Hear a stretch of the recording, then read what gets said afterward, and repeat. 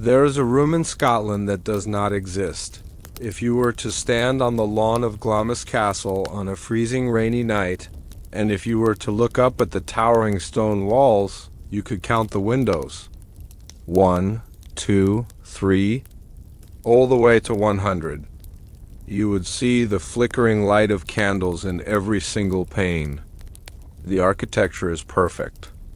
The geometry is sound, but if you were to walk inside, if you were to take a lantern and walk the cold stone corridors, and if you were to count the doors from the inside, you would find only 99. One window is missing.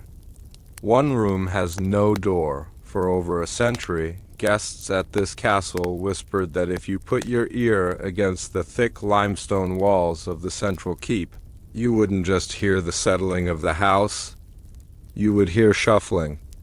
You would hear a heavy, dragging footstep, and sometimes in the dead of winter you would hear a man weeping. They weren't hiding a ghost. They weren't hiding a treasure. The Earl of Strathmore was hiding a child, a rightful heir born in blood erased from the family tree, and walled up alive to protect the image of the crown.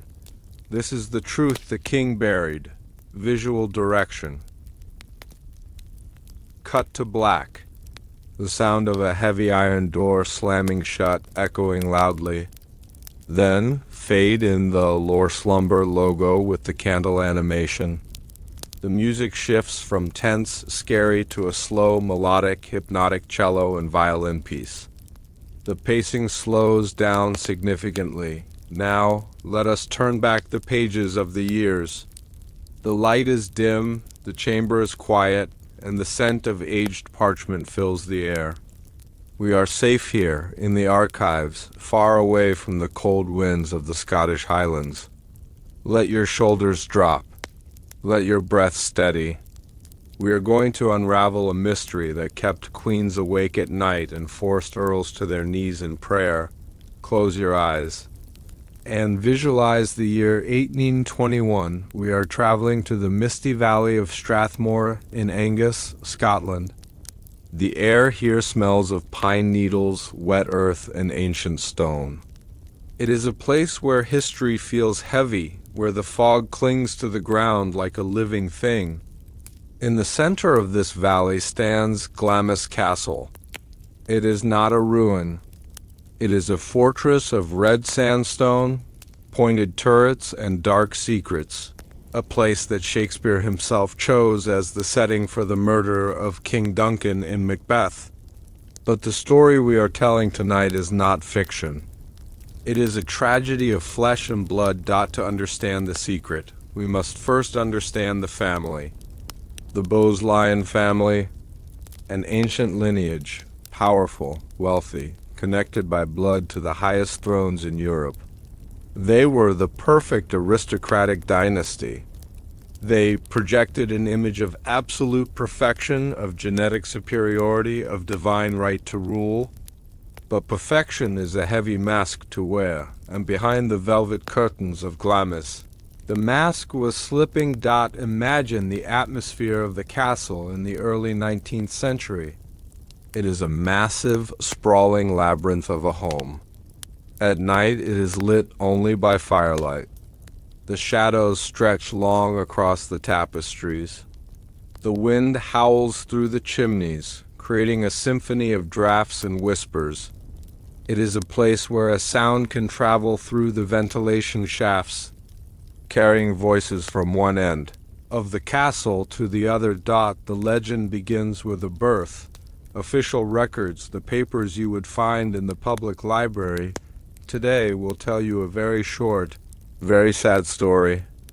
They will tell you that in October of 1821, a child was born to the 11th Earl of Strathmore and his wife. A boy. The records state that this boy was born, took a few breaths, and died within hours. A tragedy, certainly, but common for the era. Infant mortality was a shadow that hung over every cradle, rich or poor. There was a funeral. There was a coffin. There was a burial in the family crypt. The family mourned, they wore black, and life supposedly moved on, but the servants knew differently. Visual direction. Slow pan over an old yellowed letter written in cursive ink. The camera focuses on the date 1821 and then blurs out. You see? In a castle like Glamis, nothing is truly private. The servants are the eyes and ears of the stone. They are the ones who change the linens, who carry the water, who scrub the floors. And the servants notice something strange about this death. They noticed that the midwife, who had delivered the child, was not just paid her fee and sent away. She was given a heavy purse of gold, far more than her station required. And she was packed onto a carriage in the middle of the night, sent out of the country, never to return to Scotland. They noticed that the coffin for the infant heir was incredibly heavy, too heavy for a fragile, day-old body. One gardener, who helped lower it into the ground, whispered later in the tavern that it felt as though the box was filled with stones, and most disturbingly, they noticed the supplies, even though the child was dead.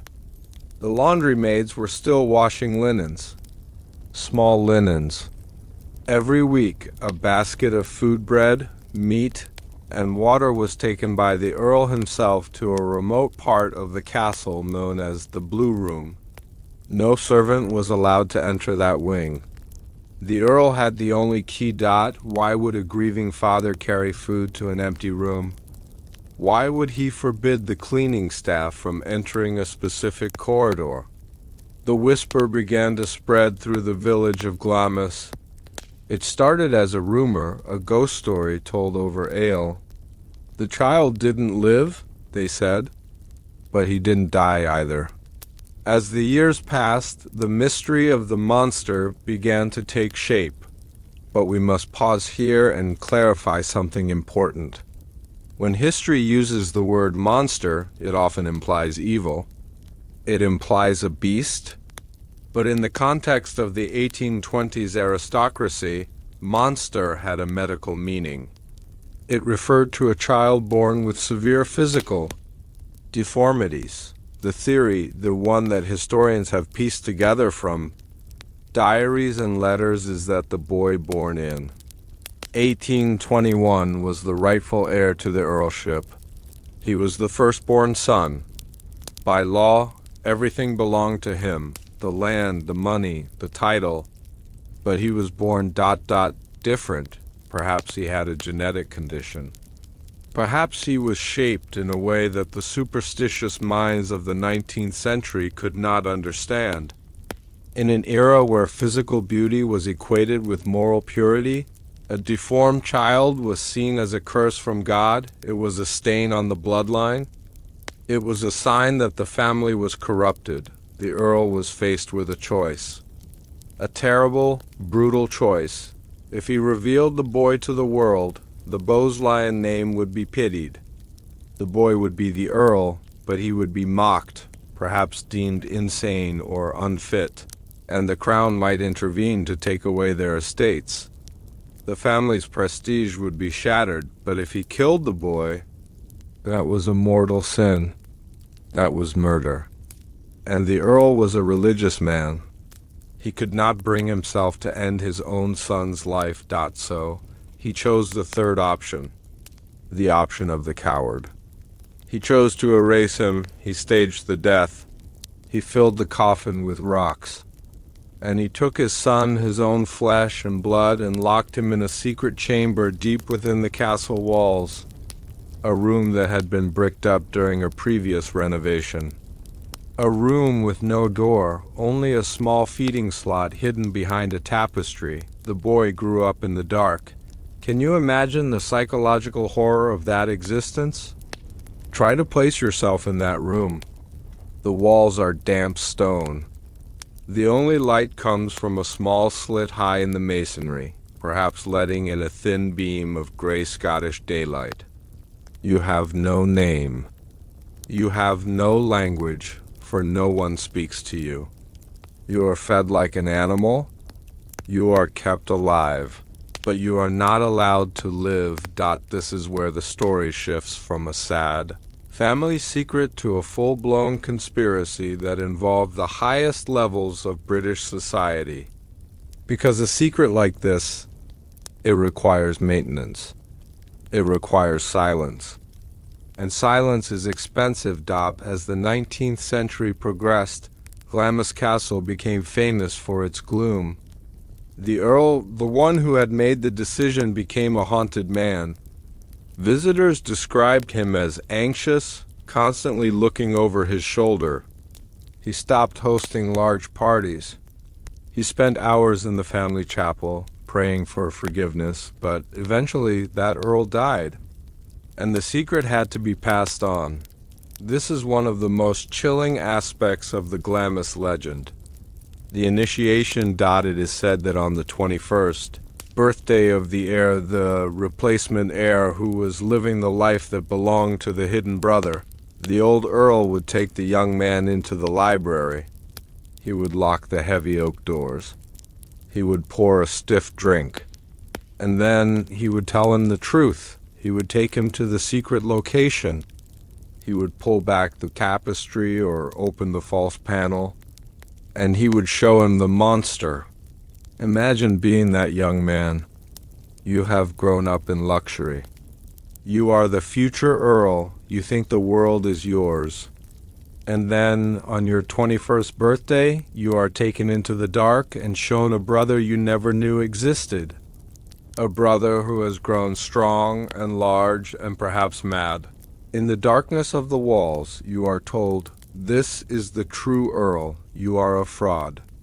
And you must keep him alive, and you must keep him hidden until the day he dies. If you speak of this, you destroy us all." It is a burden that destroyed the happiness of every Earl of Strathmore for 3 generations, but secrets have a way of leaking out. And this brings us back to the windows. In the late 1870s, a large renovation was planned for the castle. Workmen were brought in from the village: stonemasons, carpenters, plasterers. These were simple men, skilled with their hands, who knew the structure of a building better than the owners did. One afternoon, a group of masons was working on a wall near the chapel. They tapped the stone with their hammers. Tap, tap, tap. Solid stone usually makes a dull thud. But this wall rang hollow. They realized there was a void behind it. A large void. Curiosity is a dangerous thing.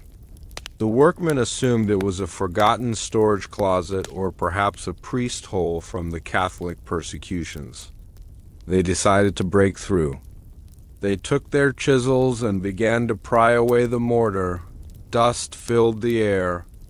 A brick came loose. Then another. They made a hole just big enough to shine a lantern through. One of the workmen leaned forward, holding his light into the darkness. He peered into the secret chamber. Seconds later, he screamed. He dropped the lantern. He fell back, his face white as a sheet, scrambling backwards across the floor as if the devil himself were reaching for him. He refused to say what he saw. He was shaking so violently he could not hold a cup of water. Within 10 minutes, the Earl of Strathmore appeared. He was not angry. He was terrified. He immediately ordered the hole to be bricked up again. He didn't just fire the workmen. He bribed them. He paid them a sum of money that would be equal to 10 years of wages, on the condition that they pack their tools and emigrate to Australia immediately. They took the money. They left Scotland. But before they left, one of them told his wife, "I saw a man in there.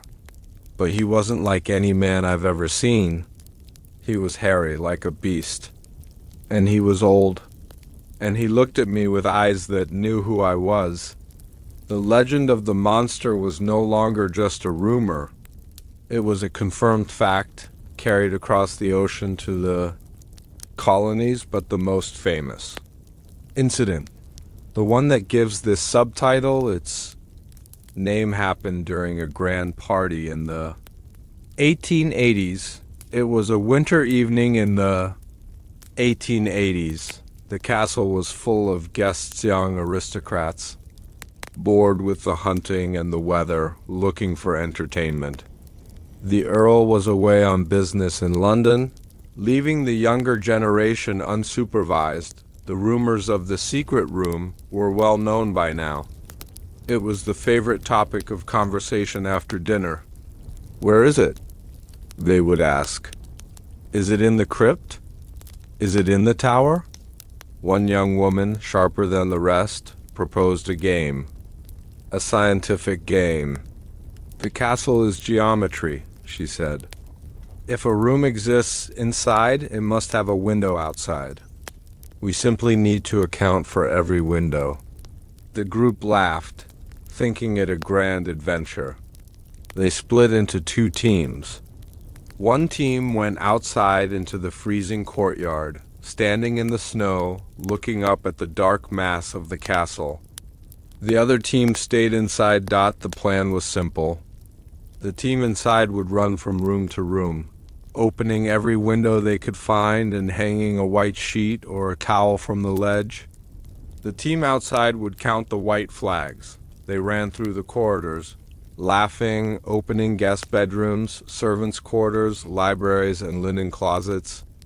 White sheets began to flutter against the gray stone walls like surrender flags. Eventually, the team inside had opened every door they could unlock. "That's it," they shouted. "We've done every room." The team outside stood in the snow, silent. They looked up at the square tower, the oldest part of the castle.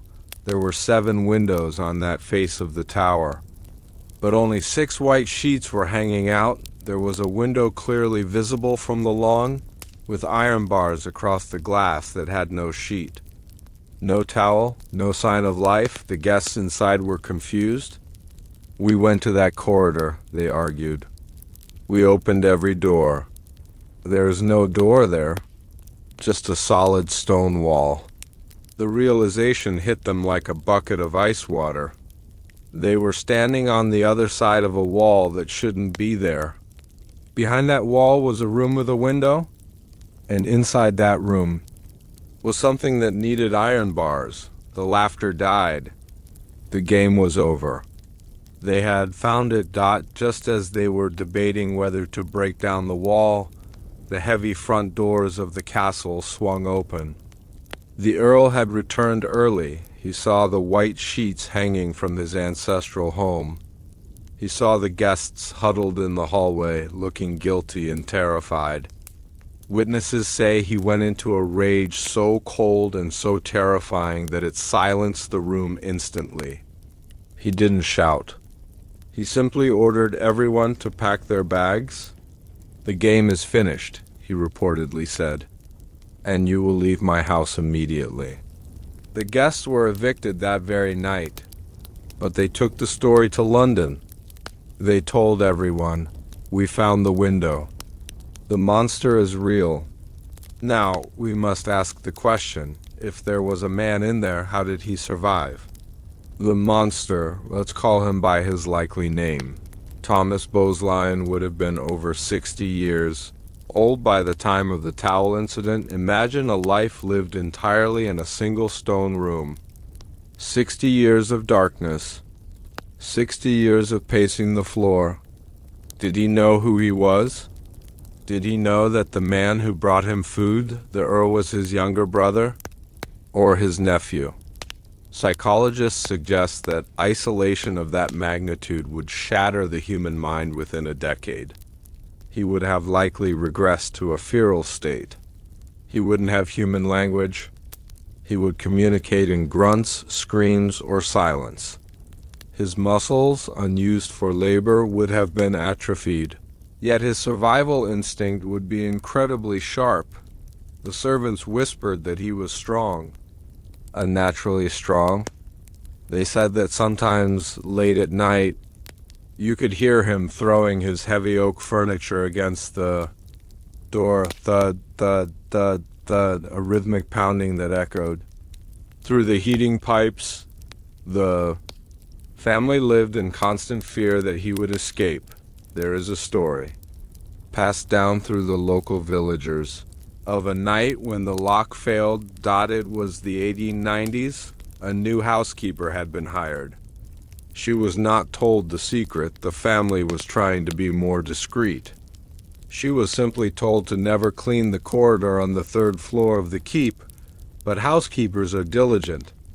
One afternoon, thinking she was doing a favor, she ventured down the forbidden hallway. She found a heavy oak door. It wasn't locked. The mechanism, old and rusty, had clicked open. She pushed the door open. The room was dark, smelling of stale air and unwashed bodies. As her eyes adjusted to the gloom, she saw a figure in the corner. It was not a child. It was a man, a very old man.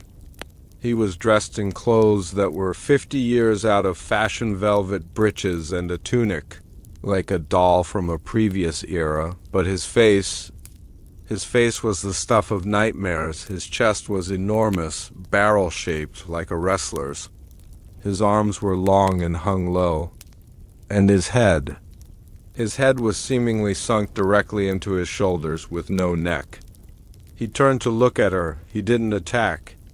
He didn't scream. He simply looked at her with an expression of profound, infinite sadness. The housekeeper turned and ran. She ran until she found the butler. She was hysterical. The next day she was gone. The official story? She had been let go for theft. The real story? She was paid off, just like the others. But this encounter tells us something crucial. The monster wasn't a killer. He wasn't a demon. He was a victim. He was a human being deformed by genetics who was serving a life sentence for the crime of being born. Why does this matter to the world? Why isn't this just a sad Scottish ghost story? Because the bloodline didn't stop at Glamis. The Bowes-Lyon family is the maternal lineage of the British royal family. The daughter of the Earl of Strathmore, the niece of the monster, became Queen Elizabeth, the Queen Mother. She is the mother of Queen Elizabeth. I doubt this means that the genetic code that created the monster of Glamis flows directly into the modern royal family. This is why the cover-up was so aggressive.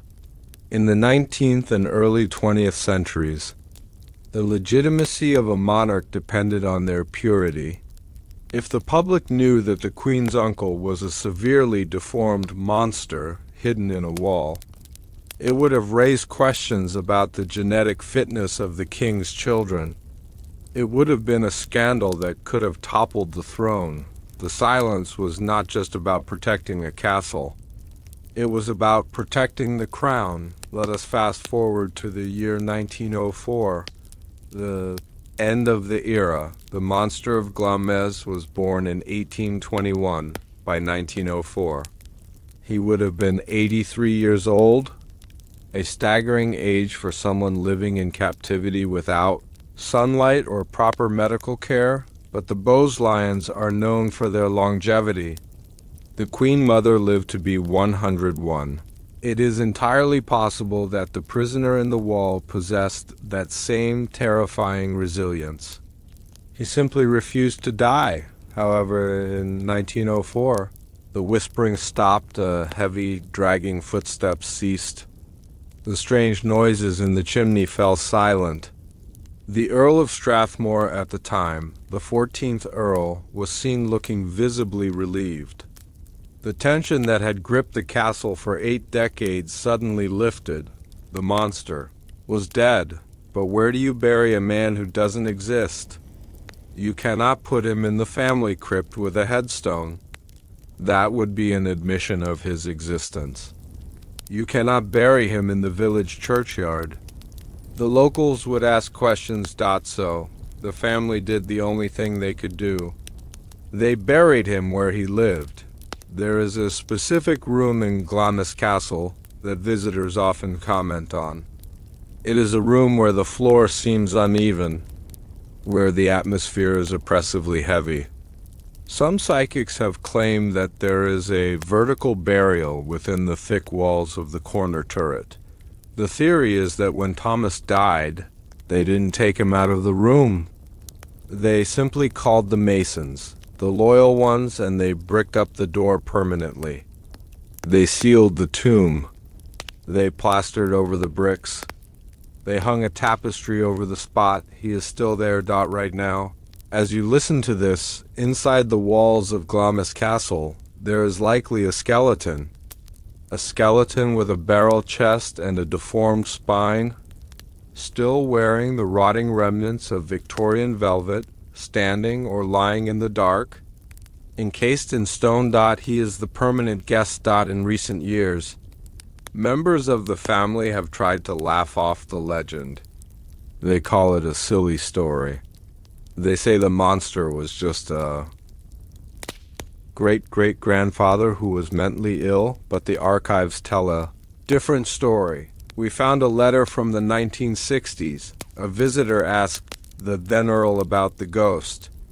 The Earl replied, unsmiling, "If you knew the nature of the secret, you would not ask to see it. You would get down on your knees and thank God that it is not yours." That is not the response of a man hiding a ghost. That is the response of a man carrying a burden of guilt, the guilt of a family that sacrificed a child for their own vanity. And here is the final, lingering thought that keeps the researchers awake at night. The genetic condition that caused the monster's deformity. Is it gone? Genetics do not disappear. They skip generations. They hide in the DNA, waiting for the right combination to emerge. In 1987, the world discovered that the Queen Mother had two nieces, Nerissa and Catherine Boeslein, who were born with severe learning disabilities. The royal family had declared them dead in 1940, but they weren't dead. They were found alive in a mental hospital in Surrey, forgotten, visited by no one. Buried in the system just as Thomas was buried in the wall. History repeats itself. The method changed from a stone wall to a sterile hospital, but the instinct remained the same. Hide the imperfections. Protect the image. The monster of Glamis was not a singular event.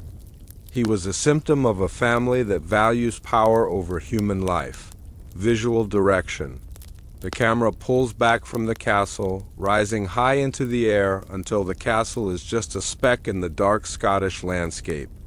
The mist rolls in and covers it completely.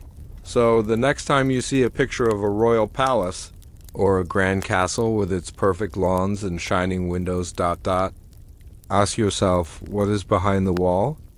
Count the windows from the outside. Count the doors from the inside. And if the numbers don't match, don't look for the missing door. Run, because some secrets are walled up for a reason. And the scratching sound you hear behind the brick might not be a rat, the most dangerous lie ever told in British. History was written on a piece of paper that still sits in a dusty archive in Scotland. Today, it is a death certificate. It bears the seal of the Earl of Strathmore. It claims that on a cold autumn morning in 1821, a male heir was born, baptized, and then died of natural causes before the sun went down, but the ink on that paper lied. The priest who signed it lied. The doctor who examined the body lied. The boy did not die. He was not frail. He was not sick. In fact, he was terrifyingly strong. When the family announced the funeral, the village mourned for a tragedy. But inside the castle, the servants were burning the bedsheets. They were scrubbing the floors with lye to remove the evidence of a birth that looked more like a curse. The king didn't bury a body that day. He buried a living, breathing human being because his face was a threat to the throne. This is the truth the king buried. Now, let us turn back the pages of the years. The light is dim, the chamber is quiet, and the scent of aged parchment fills the air. The noise of the modern world has faded away. We are drifting back through the mist, back through the centuries, to a time of velvet and iron. Let your breathing slow down. Let your mind wander into the shadows of the past. We are going to witness the moment the lie began. Come with me to the night of October 21st, 1821. The location is Glamis Castle, the ancestral seat of the Bowes-Lyon family. It is a fortress of red sandstone that rises out of the Scottish fog like a warning. The season is late autumn, the time when the heather on the hills turns brown and the winds from the North Sea begin to bite with the promise of winter. Inside the castle, the atmosphere is heavy with anticipation. The Countess of Strathmore is in labor. For any aristocratic family, the birth of a child is a matter of state. It is not just a personal joy. It is a legal necessity. The entire system of British peerage relies on the production of a male heir. Without a son, the titles, the land, the wealth, and the power could be lost or transferred to a distant cousin. The lineage must be preserved. The 11th Earl of Strathmore waits in the library. He is a man of his time, proud, religious, and deeply concerned with the reputation of his name. He paces the floorboards. The fire in the hearth crackles, casting long, dancing shadows against the rows of leather-bound books. He is praying for a son. He is praying for a healthy, strong boy who will carry the name into the next century. Upstairs in the birthing chamber, the scene is chaotic. We must understand the medical reality of 1821. There are no electric lights. The room is lit by dozens of beeswax candles, creating a golden, hazy glow. The air is thick with the smell of lavender water, used to mask the scent of blood and sweat and the smoke from the fire. The midwives are at work. The family physician is standing by, wiping his hands on a linen cloth, and then the moment arrives. The cry of a newborn echoes off the stone walls. It is a strong cry. A loud cry. For a brief second, there is relief. The Earl, downstairs, hears the sound and stops his pacing. He smiles. A son. A living son, but upstairs, the relief instantly turns to horror. Usually, when a child is born, the midwife presents the baby to the mother with pride. But tonight, the midwife freezes. She steps back from the bed, clutching the infant against her chest, shielding it from view. Her face drains of color. She looks at the doctor with wide, terrified eyes. A silence falls over the room that is heavier than the stone of the castle itself. The Countess, exhausted and weak, reaches out her arms. "Give him to me," she whispers. The midwife does not move. The doctor steps forward. He looks at the child. And he, a man of science, a man who has seen death and disease in all its forms, recoils. He makes the sign of the cross. "My lord," the doctor whispers to the empty air, "God has judged us." What did they see? We must rely on the fragments of descriptions that have leaked out over 200 years. They did not see a healthy, pink-cheeked cherub. They saw a genetic anomaly that defied their understanding of biology. The child was enormous for a newborn. His chest was barrel-shaped, disproportionately large for his tiny limbs. His shoulders were hunched, fusing directly into his head, giving the impression that he had no neck. His arms were long and covered in a fine, dark hair, but it was the face that sealed his fate. The accounts suggest a severe craniofacial deformity. Perhaps it was a condition like Proteus syndrome, or a severe form of acromegaly combined with other genetic mutations. To the superstitious minds of the early 19th century, he did not look like a sick baby. He looked like a changeling. He looked like a beast. The Earl was summoned to the room. Imagine the walk up those stone stairs. The anticipation of holding his heir. The joy bubbling in his chest, he opens the door. He sees the faces of the staff. He sees the weeping countess. And then he looks into the bundle of blankets. In that single moment, the future of the Bloodline family changed forever. The Earl did not see a son. He saw the end of his dynasty. In 1821, the aristocracy was obsessed with breeding. They believed that their right to rule the common people came from their superior blood. They were the chosen ones. If a family produced a monster, and that was the medical term used, tirada, or monster, it was seen as proof of bad blood. It was a sign of moral decay, of incest, of God's disfavor. If the world saw this child, the Bloodline name would become a laughingstock. They would be shunned at court. No other noble family would marry into their line. The social and political consequences would be catastrophic. But there was a bigger problem. A legal problem. This boy, despite his appearance, was the firstborn son. By the laws of primogeniture, he was the rightful heir to the earldom. He owned the castle. He owned the land. He owned the title. Even if they had a second healthy son later, that second son would legally be subordinate to this creature. Unless the first son never existed, or unless the first son died. The Earl stood by the window, looking out at the rain lashing against the glass. He held the fate of a human soul in his hands. He was a father, but he was also a politician, a landlord, and a guardian of a legacy. The conflict in his heart must have been agonizing. To kill the child was murder. It was a mortal sin that would damn him to hell. But to let the child live as the heir was social suicide. So the plan was formed. A plan of cold, calculated cruelty. They would keep the child alive, for they could not bring themselves to kill him. But to the world he would be dead. The lie began within the hour. The Earl turned to the staff in the room. The midwife, the doctor, the nursemaid. You saw nothing, he told them. His voice was low, trembling but firm. The child was born weak. He is fading. He will not survive the night. He ordered the doctor to write the certificate. Immediately, imagine the scene at the desk in the corner of the birthing chamber. The doctor, hand shaking, dipping his quill into the ink. He writes the name, Thomas Bloodline.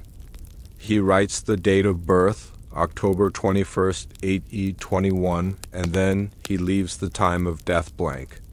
For now, but there was a religious complication. The family was devout. If the child died without being baptized, his soul would remain in limbo. He could not enter heaven. Even though they were erasing him from the earth, they could not bring themselves to erase him from eternity. So, a hasty baptism was performed. It is one of the most haunting images of this story. A candlelit room. A terrified priest, roused from his sleep, standing over a twisted, writhing infant. He sprinkles the holy water on the forehead of the child. He recites the Latin prayers, In nomen Patris et Filii, et Spiritus Sancti. He names the child Thomas. And as the water touches the skin of the boy, the lie becomes sanctified. Thomas is now a Christian soul. He is a person in the eyes of God, but in the eyes of men, he is about to become a ghost. Once the baptism was finished, the machinery of the cover-up began to turn. The Earl knew that a secret shared by 3 people is only a secret if 2 of them are dead. But he couldn't kill the staff. He had to buy them. The midwife was the greatest risk.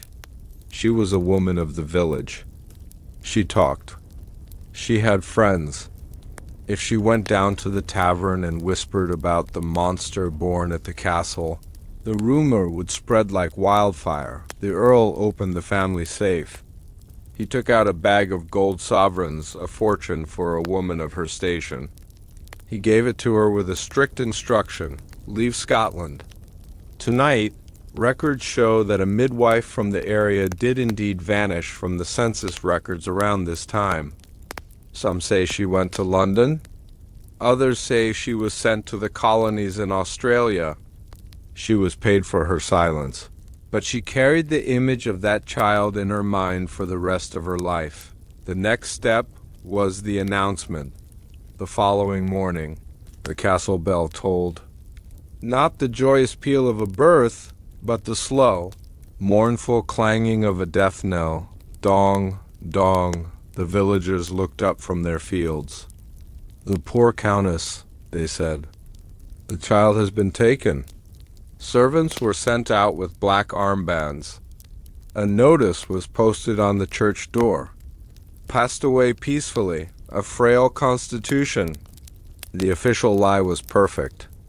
It was tragic, it was believable, and it garnered sympathy. The neighbors sent flowers.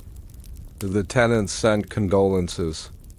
The family received letters of pity from all over Britain, but while the village mourned, the reality inside the castle was a nightmare of logistics. They had a living baby. A baby that cried. A baby that needed milk. A baby that needed warmth. You cannot hide a baby in a cupboard. The Earl identified a suite of rooms in the central keep of the castle. These rooms were known as the Old Guard Chambers. They had thick stone walls over 3 feet thick designed to withstand cannon fire in the medieval wars. They were soundproof. The windows of these rooms looked out onto a secluded inner courtyard. Invisible to the public. This would be Thomas's nursery. And his prison. A specific nursemaid was chosen. We do not know her name, but we know her profile. She was likely an older woman, perhaps a loyal retainer who had served the family for decades. Someone who valued duty above morality. She was sworn to an oath of secrecy that, if broken, would result in her immediate imprisonment. She was the only one allowed to enter the room. She was the one who fed him, who changed him, who rocked him to sleep. Can you imagine the bond that formed in that darkness? A woman raising a child she was told was a monster, yet finding him to be just a boy? Or did she fear him? Did she leave the food and run, terrified of his distorted face? The archives are silent on her feelings, but they are loud about the money. The household ledgers from this period show extraordinary expenses for the maintenance of the private quarters. Extra coal for the fires. Extra food rations.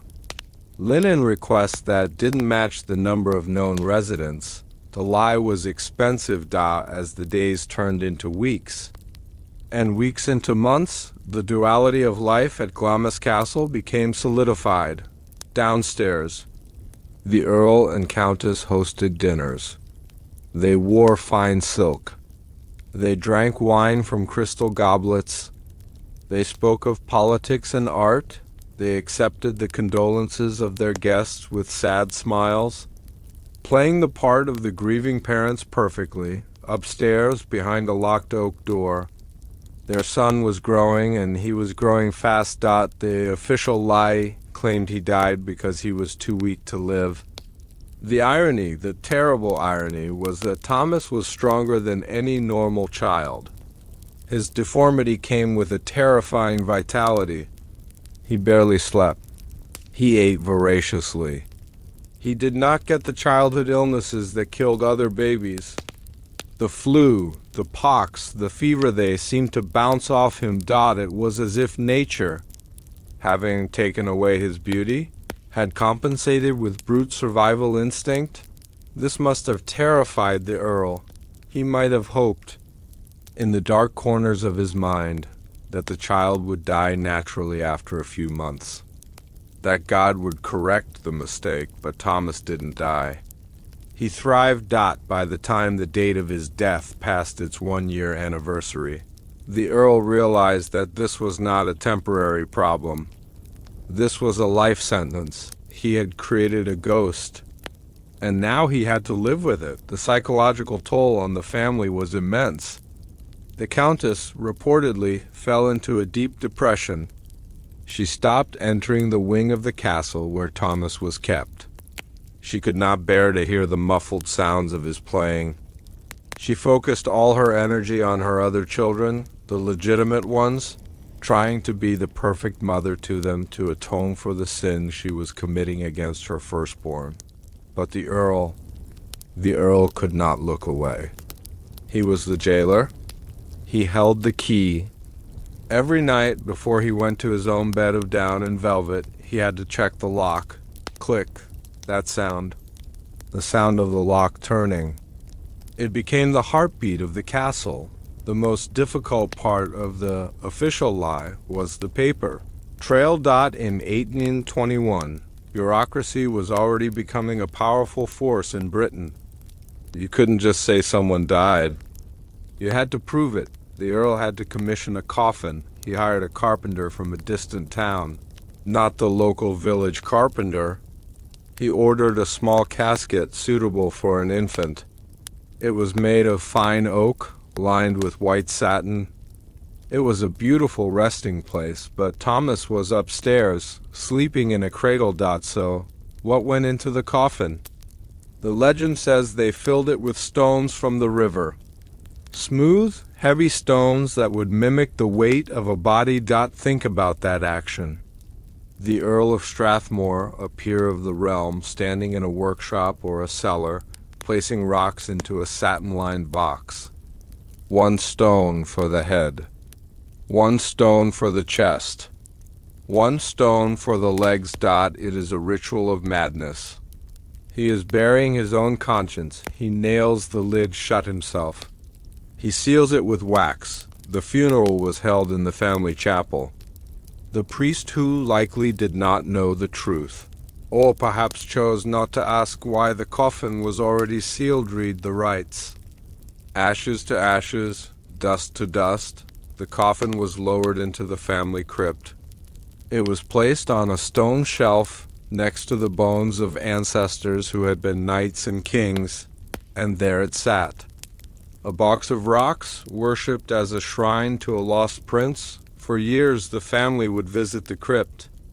They would place flowers on the coffin. They would kneel and pray. What were they praying for? Were they praying for the soul of the dead child? Or were they praying for the death of the living one? This is where the horror of the story truly lies. It is not in the monster's face. It is in the parents' performance. Every time they visited that grave, they were reinforcing the lie. They were cementing the wall between Thomas and the world. As Thomas grew from an infant into a child, the official lie became harder to maintain. A baby's cry can be explained as a cat or the wind. But a 5-year-old child runs. He stomps. He throws things. The servants began to hear thumping noises coming from the ceiling of the dining hall.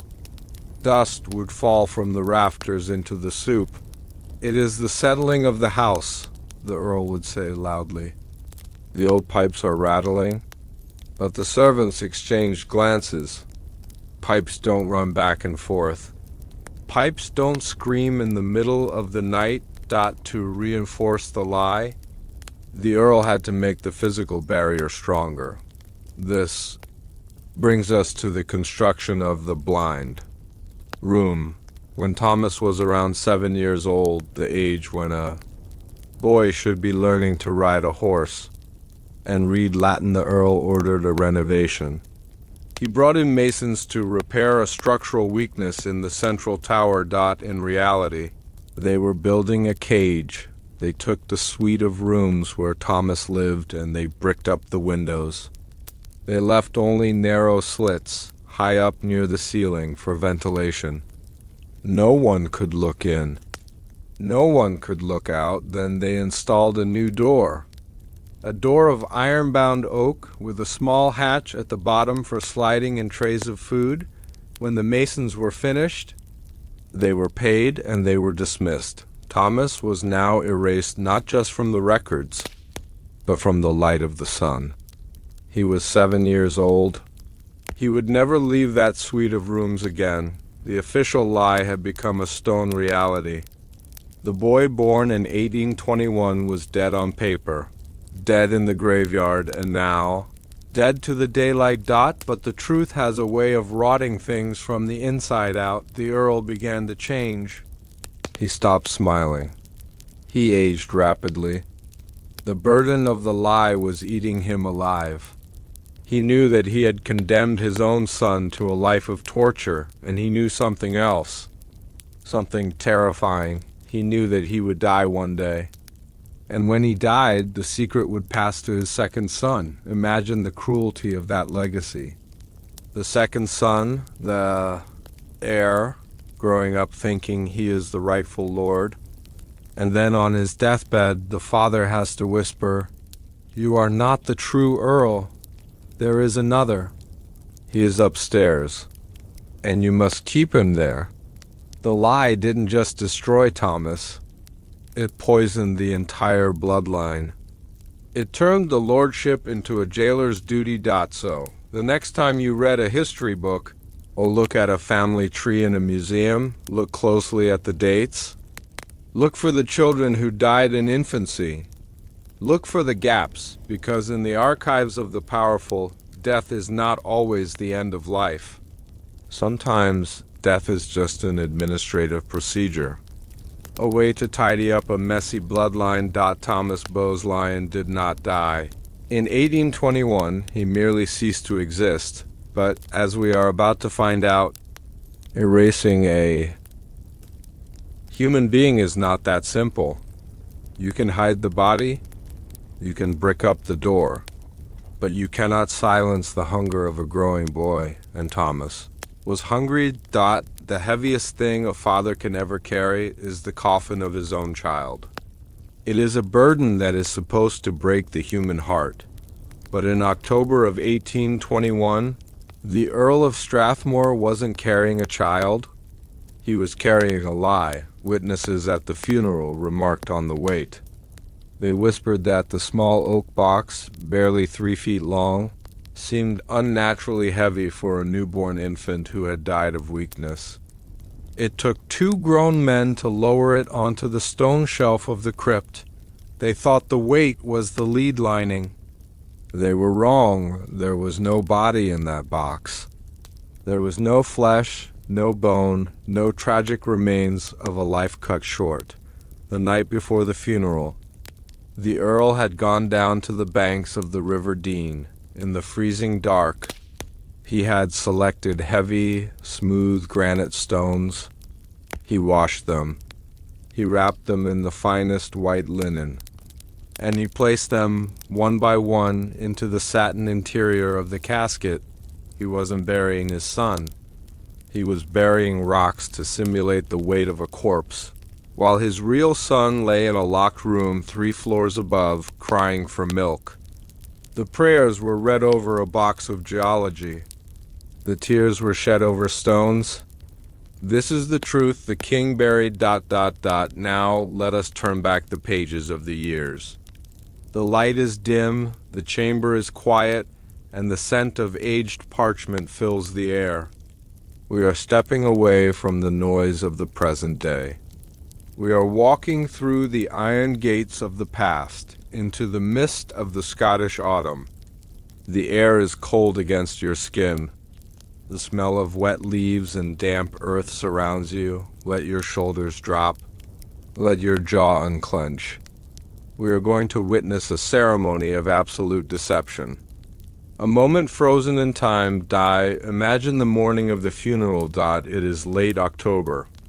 The sky over Glamis is a bruised purple, heavy with rain clouds that refuse to break.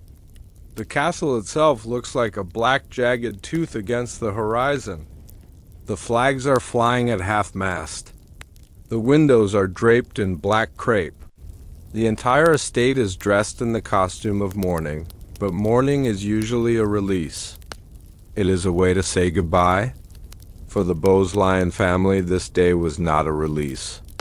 It was the locking of a door. To understand the magnitude of this event, we must look at the preparation. A funeral for an earl's heir is not a simple affair. It is a theater production. Every detail must be perfect. The carpenter. Let us focus on the carpenter. He was not from the estate. The earl was too careful for that. He had brought in a man from Dundee, a stranger who did not know the family gossip. This man was paid to build a casket of specific dimensions. Small, elegant, fit for a prince. He crafted it from heart of oak. He polished it until it shone like glass. He lined it with white satin, padded with wool to make it soft. It was a bed for eternal sleep, but when he delivered the box to the castle, he was not allowed to bring it to the nursery. He was met at the servants' entrance by the earl himself. "Leave it here," the earl would have said. "We will attend to the rest." The carpenter was paid, and he left. He likely thought nothing of it. Aristocrats were strange people, cold and distant. He didn't know that the box he had built would never hold a human body. Now, visualize the library of the castle on the night before the service. The house is asleep. The servants have been dismissed to their quarters. The wind is howling around the turrets, rattling the window panes. The earl is alone. The empty coffin sits on the large mahogany table. He has a lantern. He puts on his heavy cloak and opens the side door. Stepping out into the night. This is the part of the story that feels most like a nightmare. The Earl of Strathmore, a peer of the British realm, a man who dines with kings, is scavenging in the mud. He walks to the riverbank. The water is black and rushing. The stones are slick with moss and ice. He needs weight. A newborn baby weighs perhaps 7 or 8 pounds. But a coffin feels heavier than just the body. It carries the weight of the soul, or so they say. He needs enough stones to make it convincing. He picks up a stone. It is cold, hard, unforgiving. He picks up another. Does he cry? Does he feel the insanity of what he is doing? Or has he disassociated? Is he simply completing a task like balancing a ledger? He carries the stones back to the library. He wraps them in the linens that were embroidered with the family crest linens meant for his son. He places them in the box. Thud, thud. He arranges them so they will not roll. He packs the wool around them tightly. If the coffin tilts during the procession, the stones must not slide. The sound of rocks clattering inside the box would give everything away. It has to be silent. It has to be solid. He closes the lid. He takes the hammer, tap, tap, tap. The nails go in. The wax seal is applied. The deception is sealed. The next morning, the bell begins to toll. The guests arrive. Carriages roll up the long gravel driveway. Men in top hats, women in black veils. They are cousins, aunts, uncles, political allies. They have come to pay their respects to the tragedy of Glamis. They enter the chapel. It is a beautiful space, painted with frescoes of saints and angels. The air is thick with the smoke of frankincense. Burning to purify the air, the coffin sits on a catafalque in the center of the aisle. Covered in a velvet pall, the guests look at the small box and they feel a genuine pang of sorrow. So small, they whisper. So young. They do not know they are looking at a box of river rocks. The priest begins the service. He is an old man, pious and sincere. He reads from the Book of Common Prayer. I am the resurrection and the life, saith the Lord. He that believeth in me, though he were dead, yet shall he live. The irony of these words is suffocating. Yet shall he live? Upstairs, 3 floors directly above the chapel, the dead child is awake. The nursemaid is holding him. He is breathing. His heart is beating strong and fast. Does the sound of the organ music travel up through the stone floors? Does the vibration of the funeral dirge reach the nursery? Imagine the nursemaid hearing the hymns below, knowing that she is holding the very ghost they are burying. She looks at the child's face, the distorted jaw, the heavy brow, the barrel chest, and she wonders if God is watching this farce. Down in the chapel, the Earl stands in the front pew. He is pale, he looks devastated. The guests admire his composure. They think he is holding back tears of grief. In reality, he is holding back terror. He is terrified that the nursemaid will crack. He is terrified that the child will scream at the exact moment of silence. He is terrified that the bottom of the coffin will give way and the stones will crash onto the stone floor of the church, revealing the lie to the entire world. Every second of that service must have felt like an hour. Finally, it is time for the committal. The pallbearers step forward. These are not servants. These are family members, uncles, cousins, men of high status. They lift the coffin. It is heavy, one of them murmurs to the other. A heavy soul, the other replies. They carry it out of the chapel, into the gray daylight, and towards the crypt. The crypt of Glamis Castle is not a place for the living. It is a subterranean vault, carved out of the bedrock. It smells of dry rot and centuries of dust. The procession descends the stone steps. The air gets colder with every step. The light of the day is left behind. They reach the family vault. The iron gates are creaked open. Inside, the shelves are lined with the lead coffins of previous earls and countesses. This is the history of the bloodline. They place the small wooden box on a stone shelf, set apart from the others. The priest says the final words. Earth to earth, ashes to ashes, dust to dust. The earl steps forward. He places a single white rose on the lid of the coffin. It is a gesture of love. But who is it for? Is it for the son he wished he had? Or is it an apology to the son he has imprisoned? The gate is closed. The lock is turned. The guests walk back up into the light, relieved that the sad duty is done. They go to the dining hall for the wake. They eat, they drink wine, they talk about the weather and the crops, but the Earl stays behind for a moment. He stands at the top of the crypt stairs, looking down into the dark. He knows that he has just committed a crime against nature. He has performed a funeral for the living. He has mocked the sacraments of the church, but he also feels a sense of relief. On paper, Thomas Boweslion is dead. The problem is solved.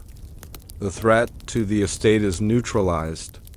The monster is gone, or so he thinks. You see, a funeral is supposed to be closure, but a fake funeral is a curse.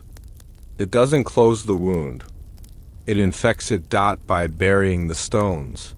The Earl created a psychological split in the reality of the castle. From that day forward.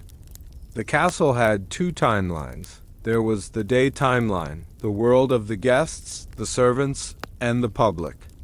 In this world, the firstborn son was dead and resting in peace in the crypt, and there was the night timeline, the world of the shadows. In this world, the firstborn son was alive, growing, eating, and becoming stronger in the secret room. The problem with burying stones is that stones don't change. They sit there cold and inert, but a boy changes. Let's advance the clock. Let's move forward 5 years. The coffin in the crypt is exactly the same. The dust has settled on it. The white rose has withered and turned to black powder, but the boy upstairs is now 5 years old. He is no longer an infant that can be held in a nursemaid's arms. He is a child with a will of his own, and he has discovered his voice. The servants began to report strange phenomena. They called it the weeping in the walls. It wasn't a ghost. Ghosts are ethereal. They drift. The sound was raw. It was guttural. It was the sound of a throat that had never learned to speak, trying to make a noise. Sometimes it was a low moan. Sometimes it was a sharp, angry bark. The guests would ask, "What is that sound?" The Earl would freeze. He would grip his wine glass until his knuckles turned white. "It is the wind," he would say. "The chimney stacks are old. They catch the gale, but wind doesn't sound like a child crying for its mother." The fake funeral had bought the Earl safety from the public, but it had bought him a lifetime of private torture. Every time he went to the crypt to pay respects to his ancestors, he had to walk past that small wooden box. He knew what was inside. He knew it was a lie, and every time he walked past the hidden door on the 3rd floor, he knew what was inside there too. And he knew it was the truth. The psychological strain began to manifest in the architecture of the castle itself. It is said that after the funeral, the Earl became obsessed with renovation. He wasn't trying to beautify the castle. He was trying to fortify it. He ordered thicker doors. He ordered tapestries to be hung over certain sections of the wall. He was trying to muffle the truth. He was trying to ensure that the dead boy stayed dead, but there is another aspect to the funeral that is rarely discussed. The spiritual aspect. In the folklore of Scotland, if you perform a funeral for a living man, you invite death to come and find him. You are tempting fate. The villagers believed that by burying the coffin, the Earl had put a death mark on the child. They believed that the boy would become a liminal being, neither fully alive nor fully dead. A creature caught between worlds. And in a way, they were right that Thomas was not dead, but he wasn't alive in any human sense. He had no name. He had no future. He had no soul in the eyes of the church, for his soul had been committed to the earth. He was a blank space. A void. And voids have a tendency to be filled with darkness. Let us look at the stones again. Why stones? Why not sand? Why not wood? Stones are symbolic. In the Bible, stones are used for punishment. Stoning the sinner. In alchemy, stones are the base matter. The unrefined earth. By replacing his son with stones, the Earl was making a statement. He was saying, "My son is not flesh. He is a thing. He is an object." It was a process of dehumanization. To keep a child locked in a room for 80 years, you cannot think of him as a person. You have to think of him as a problem, a rock, a burden. If you think of him as a boy with a beating heart, you will go mad. So the stones in the coffin were not just for weight. They were a psychological totem for the father. My son is a stone. He feels nothing. He needs nothing. He is dead, but the stone upstairs was learning to walk. The nursemaid, the only human contact Thomas had, must have seen the humanity in him. We have to wonder, did she tell him? Did she whisper to the 5-year-old boy, "You are supposed to be dead"? Did she tell him, "There is a grave with your name on it downstairs"? Probably not. Language was likely forbidden. To teach the monster to speak would be to give him a weapon. If he could speak, he could beg. If he could beg, he could be heard. So he was raised in silence, but silence amplifies other senses. Thomas, living in the dark, became attuned to the castle in a way no one else was. He could feel the vibrations of the footsteps in the hallway. He could smell the roasting meat from the kitchen's 4 floors below. He could sense the changing of the seasons by the temperature of the stone wall. He became the genius of the house, the silent observer, and he knew he was trapped. The funeral was the lock. The coffin was the key. As long as that box sat in the crypt, Thomas could never leave the room. Because if he walked out into the sunlight, the lie would shatter. The Earl had created a paradox. To save the family honor, he had to maintain the lie. To maintain the lie, he had to keep the monster. He couldn't release him. He couldn't send him to an asylum. They would ask for a name, a birth certificate, and his certificate said, Death 1821. He was stuck, and so the fake funeral became the foundation of the secret life. It established the rules of the game. Rule 1, Thomas is dead. Rule 2, the thing in the room is not Thomas. Rule 3, never open the coffin. There is a terrifying story from the 1850s. 30 years after the funeral, a new generation of children was playing in the crypt. Hide and seek. A game of dares. One of the boys, a nephew of the Earl, dared another to touch the baby's coffin. It's the little one, he whispered. The one with the white rose dust on it. The boy crept forward. He touched the wood. It was cold. He tried to lift the lid. It was sealed tight with wax and nails, but he shook it. He expected to hear the soft thud of dried bones. Well, silence. Instead, he heard a heavy, grinding clatter. Clack, dash, clack, dash, clack, dot, like rocks tumbling in a wooden box. He ran out of the crypt screaming. It's full of rocks. It's full of rocks. He ran to his father. He told him what he heard. His father grabbed him by the shoulders. He shook him hard. You heard nothing. He shouted, Never speak of that again. It is the bones. Bones rattle. Do you understand? The boy was silenced. But he knew, children always know. When something is wrong, the sound of those rocks was the sound of the family's soul. Breaking apart. Architecture does not lie. Wood rots, fabric tears, and paper burns. But stone remembers, and inside the walls of Glamis Castle, the stone remembers a crime.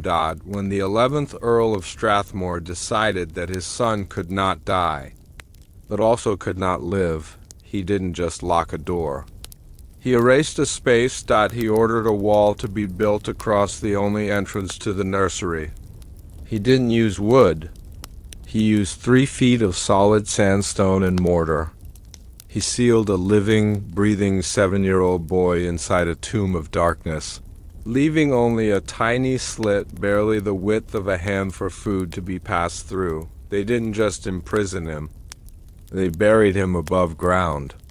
The room was removed from the blueprints. It was removed from the map. If you walked down that hallway today, you would see a solid wall. You would think the castle ended there. But if you put your hand against the cold stone, you might feel a vibration. The vibration of a man who spent 80 years pacing in a cage that history forgot. This is the truth the king buried. Now, let us turn back the pages of the years. The light is dim, the chamber is quiet, and the scent of aged parchment fills the air. We are stepping away from the noise of the modern world. We are entering the silent, heavy atmosphere of the Scottish Highlands. The wind is gentle here, whispering through the heather. The fire is warm. Close your eyes. Let your breathing slow down to the rhythm of the pendulum clock in the hall. Tick, tock.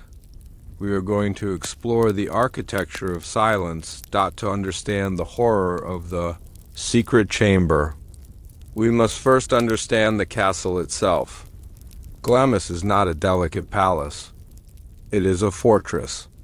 It was built in the 14th century, a time of war and blood feuds.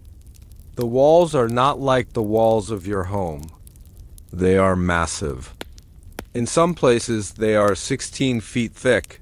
These walls were designed to stop cannonballs.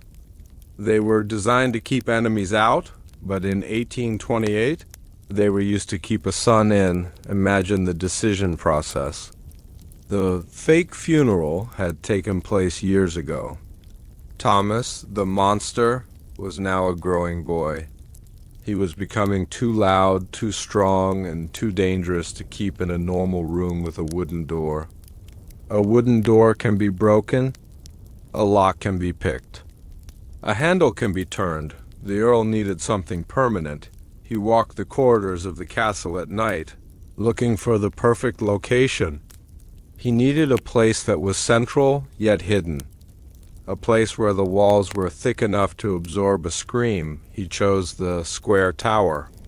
This is the oldest part of the castle. The heart of the keep. The stones here are ancient, cold, and unforgiving. There was a suite of rooms, here a bedroom, and a small antechamber that sat at the end of a long, twisting corridor. It was perfect. It had no neighbors. Above it was the roof. Below it was the storage vault. It was an island of stone. The construction of the prison was a covert operation. The Earl could not hire a local crew. The villagers talked. If they saw a wall being built across a bedroom door, they would ask, "Who is inside?" So, the legend says he did the work himself with the help of a single, loyal stonemason who was sworn to silence upon pain of death. Visualize the scene. It is night. The rest of the castle is asleep. The Earl and the mason are mixing mortar in a bucket. The sound is muffled by heavy wool blankets hung over the hallway. Entrance, scrape, slap, thud. They take the heavy sandstone blocks and they begin to fill the doorway, layer by layer. Row by row. As the wall rises, the light from inside the room begins to disappear. Thomas is inside. He is 7 years old. Does he watch them? Does he stand there, gripping his blanket, watching his father seal him in? Does he cry out? Or does he simply watch with those wide, knowing eyes, accepting his fate? When the wall reached the top, they didn't seal it completely. They left a squint. In medieval architecture, a squint is a small hole in a wall, usually used in churches so that lepers or the sick could watch the Mass without infecting the congregation. Here, the squint was a feeding slot, a rectangular gap, perhaps 6 inches high and 12 inches wide, just enough to slide a silver tray through, just enough to pass a jug of water. But not enough for a child to squeeze through. They disguised the hole. On the outside, the hallway side, they hung a heavy tapestry, a beautiful piece of art depicting a hunting scene, stags, hounds, and hunters. If you walked past, you would see only a tapestry hanging on a stone wall. You would never know that behind the woven threads, behind the picture of the hunt, there was a hole. And behind the hole, there was a boy. The deception was architectural genius. The room had vanished. If you looked at the floor plan of the castle, that corridor appeared to be a dead end. A solid structural wall supporting the tower, but space cannot be destroyed. It can only be hidden. Inside that hidden space, a new reality began. Let us try to imagine the sensory experience of the secret chamber. The room is large, but it is dark. The windows had been bricked up years before, leaving only narrow ventilation slits high near the ceiling. These slits allowed fresh air to come in, the freezing cold air of Scotland, but they allowed very little light during the day. The room would be filled with a gray, twilight gloom. You could see your hand in front of your face, but you couldn't see the color of your clothes. At night, it was pitch black. Absolute, suffocating darkness. There were no candles. Fire was too dangerous. If Thomas knocked over a candle and started a fire, he would burn to death, for there was no door to rescue him. So he lived in the dark for 80 years. Think about what that does to the human mind. The circadian rhythm, the body's internal clock, relies on sunlight. Without it, time dissolves. Days bleed into nights. Weeks bleed into years. Thomas didn't live in 1840 or 1860 or 1890. He lived in an eternal gray now. The furniture in the room was sparse, heavy oak tables and chairs built to withstand a tantrum, a bed with a straw mattress and the walls. The walls were his world. He would have known every inch of those stones.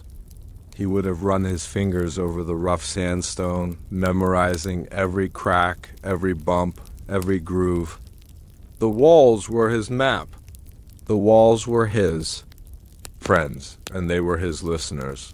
The acoustic engineering of the secret. Chamber is a subject of much debate among historians. How could a grown man live in a castle full of guests without being heard? The answer lies in the double wall theory. Some researchers believe that the Earl didn't just build one wall. He built two. He built a wall across the door, left a gap of air perhaps 2 feet wide, and then built a second wall. This is a technique used in modern soundproofing.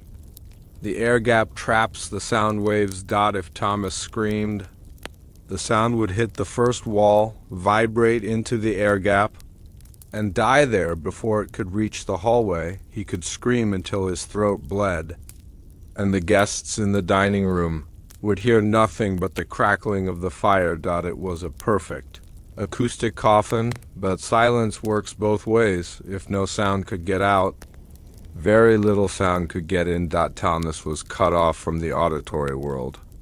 He wouldn't hear the laughter of parties.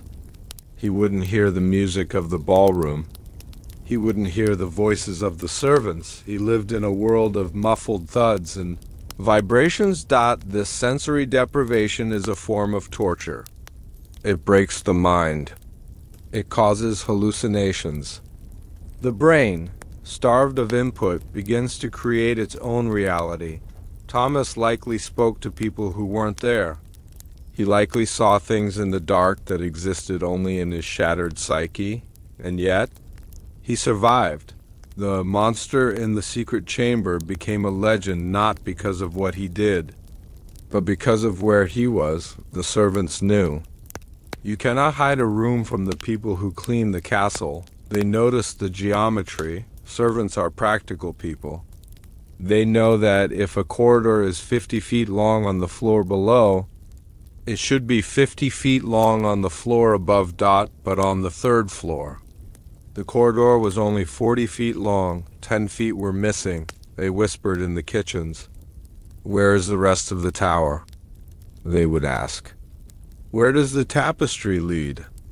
They noticed the blue room mystery.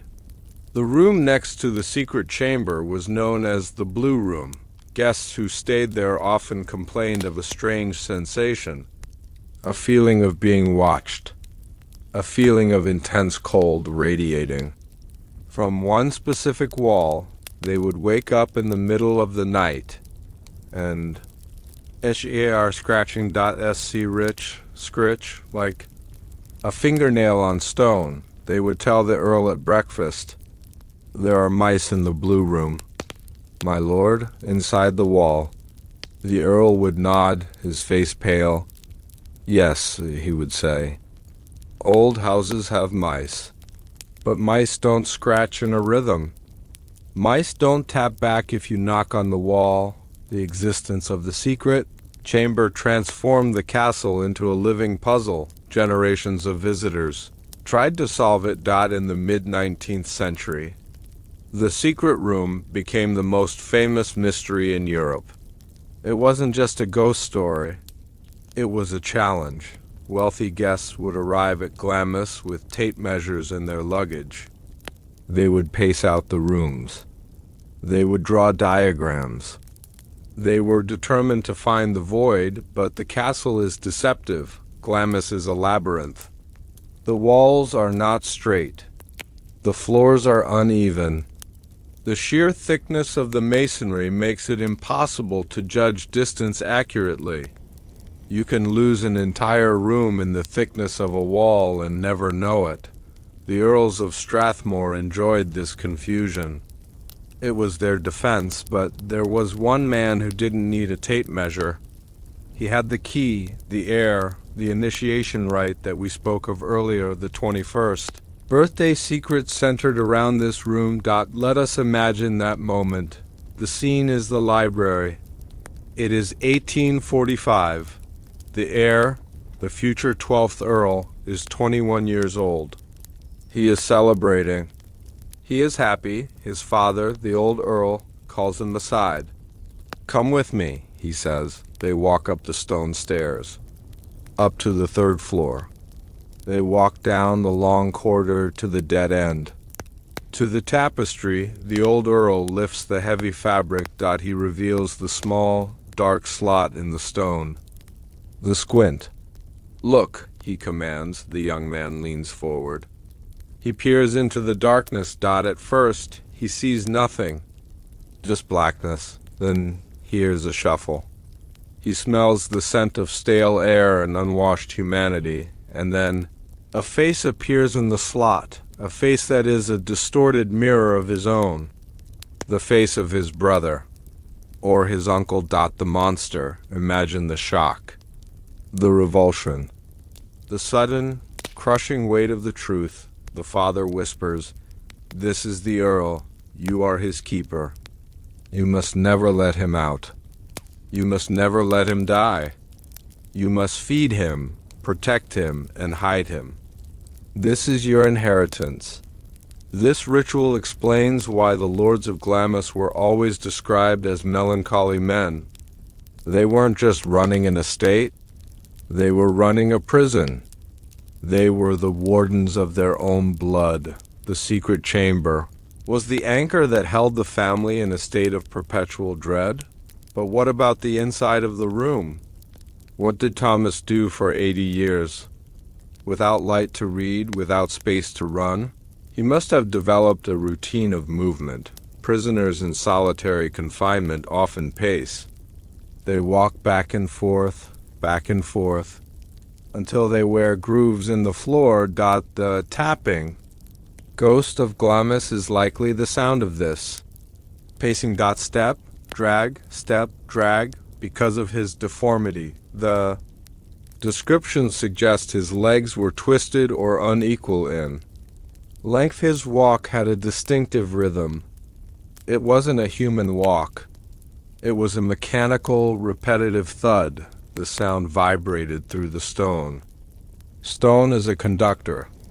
If you tap on one end of a long stone table, you can hear it clearly at the other end. The secret chamber acted like the soundbox of a violin. The vibrations of Thomas's body traveled down the structural spine of the tower. People sleeping in rooms 3 floors below would dream of heavy footsteps. They would wake up with their hearts pounding, convinced someone was in the room with them, but the room was empty. The footsteps were coming from inside the walls. The secret chamber also had to be cleaned.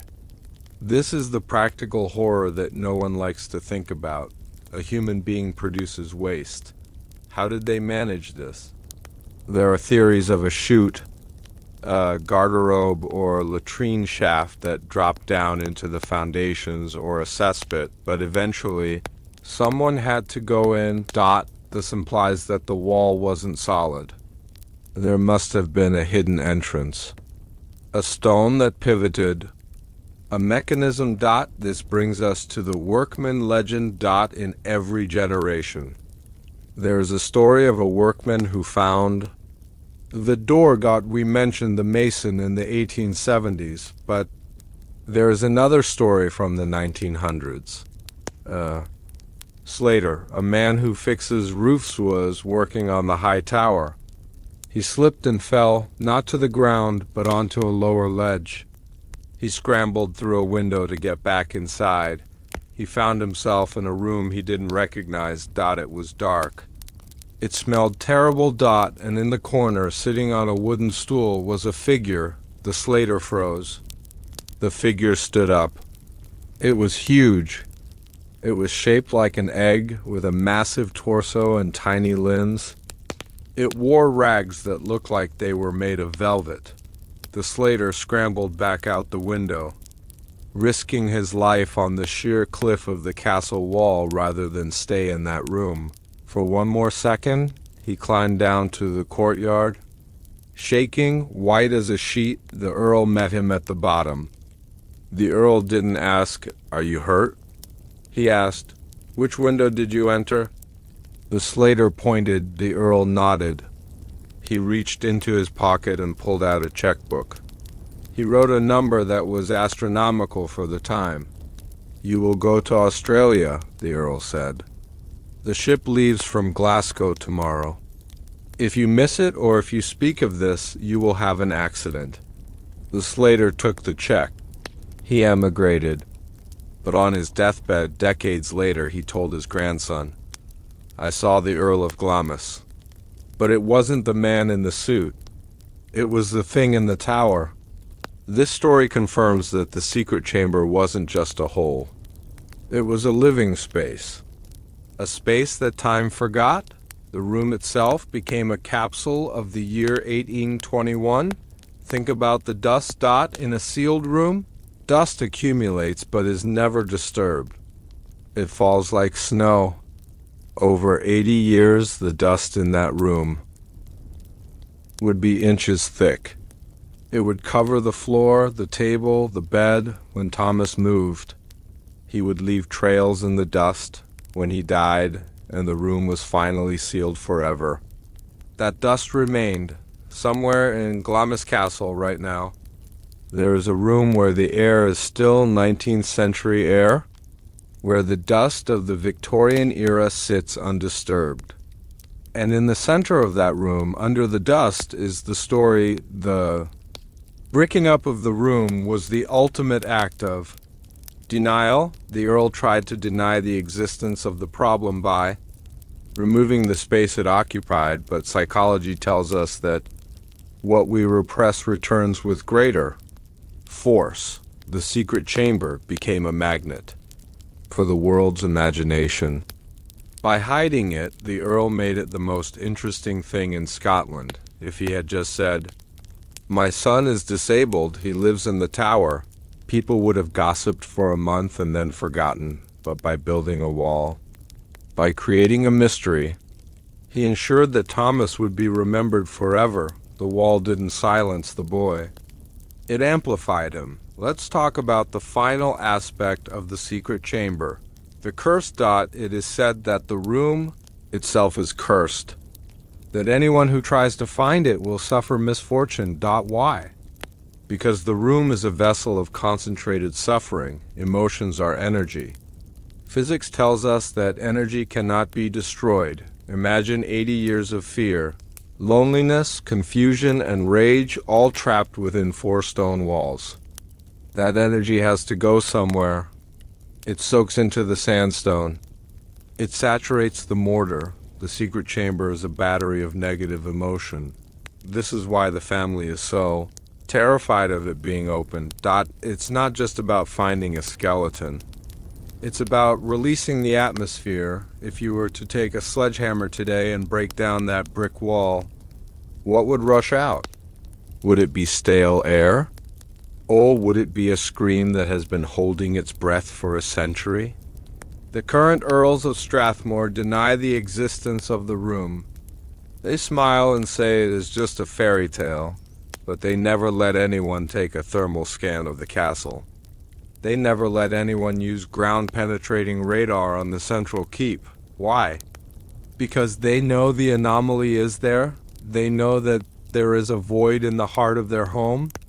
And they know that in that void, the monster is still waiting. The secret chamber is the ultimate symbol of the archive chill. It is history. That has been deliberately redacted. We often think of history as a series of events that happened in the light.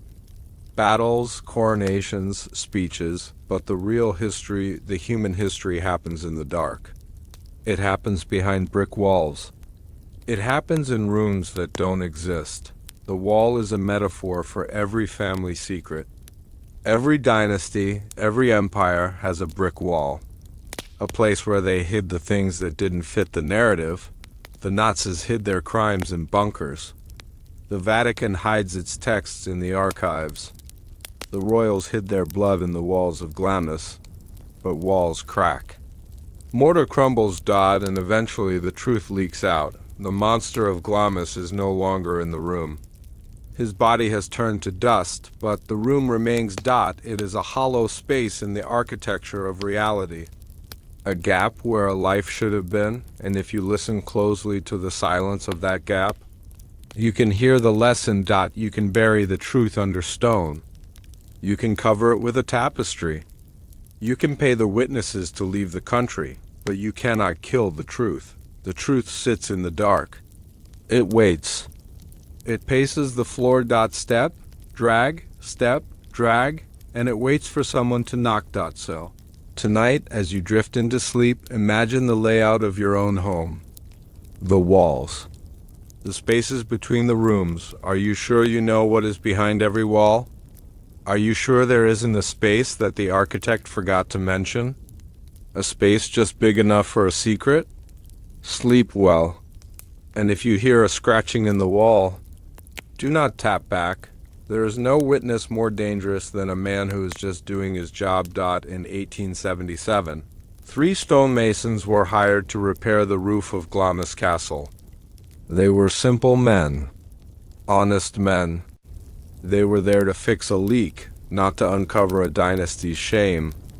But while working in the dark eaves of the central tower, one of them tapped a wall that wasn't on the blueprints. It sounded hollow. Curiosity is a human instinct. They pried loose a single stone. They held a lantern up to the gap. And in that moment, the history of the bloodline family hung by a thread. They didn't see a treasure. They saw a face. A face that had been hidden for 50 years. Within an hour, the Earl of Strathmore was standing before them. He didn't call the police. He didn't fire them. He opened a checkbook. He paid them a sum of money that would be worth $500,000 today. But there was a condition. They had to pack their bags that night. They had to board a ship for Australia the next morning. And they could never, ever set foot in Scotland again. They took the money. They vanished. But before they died, one of them whispered the truth to his son. This is the truth the king buried. Now, let us turn back the pages of the years. The light is dim, the ocean is vast, and the scent of salt spray and old leather fills the air. We are leaving the noise of the present behind. We are traveling back to a time of steamships and secrets. Let your body sink into the mattress. Let the tension leave your hands. We are going to follow the money. To understand the disappearance of the workmen.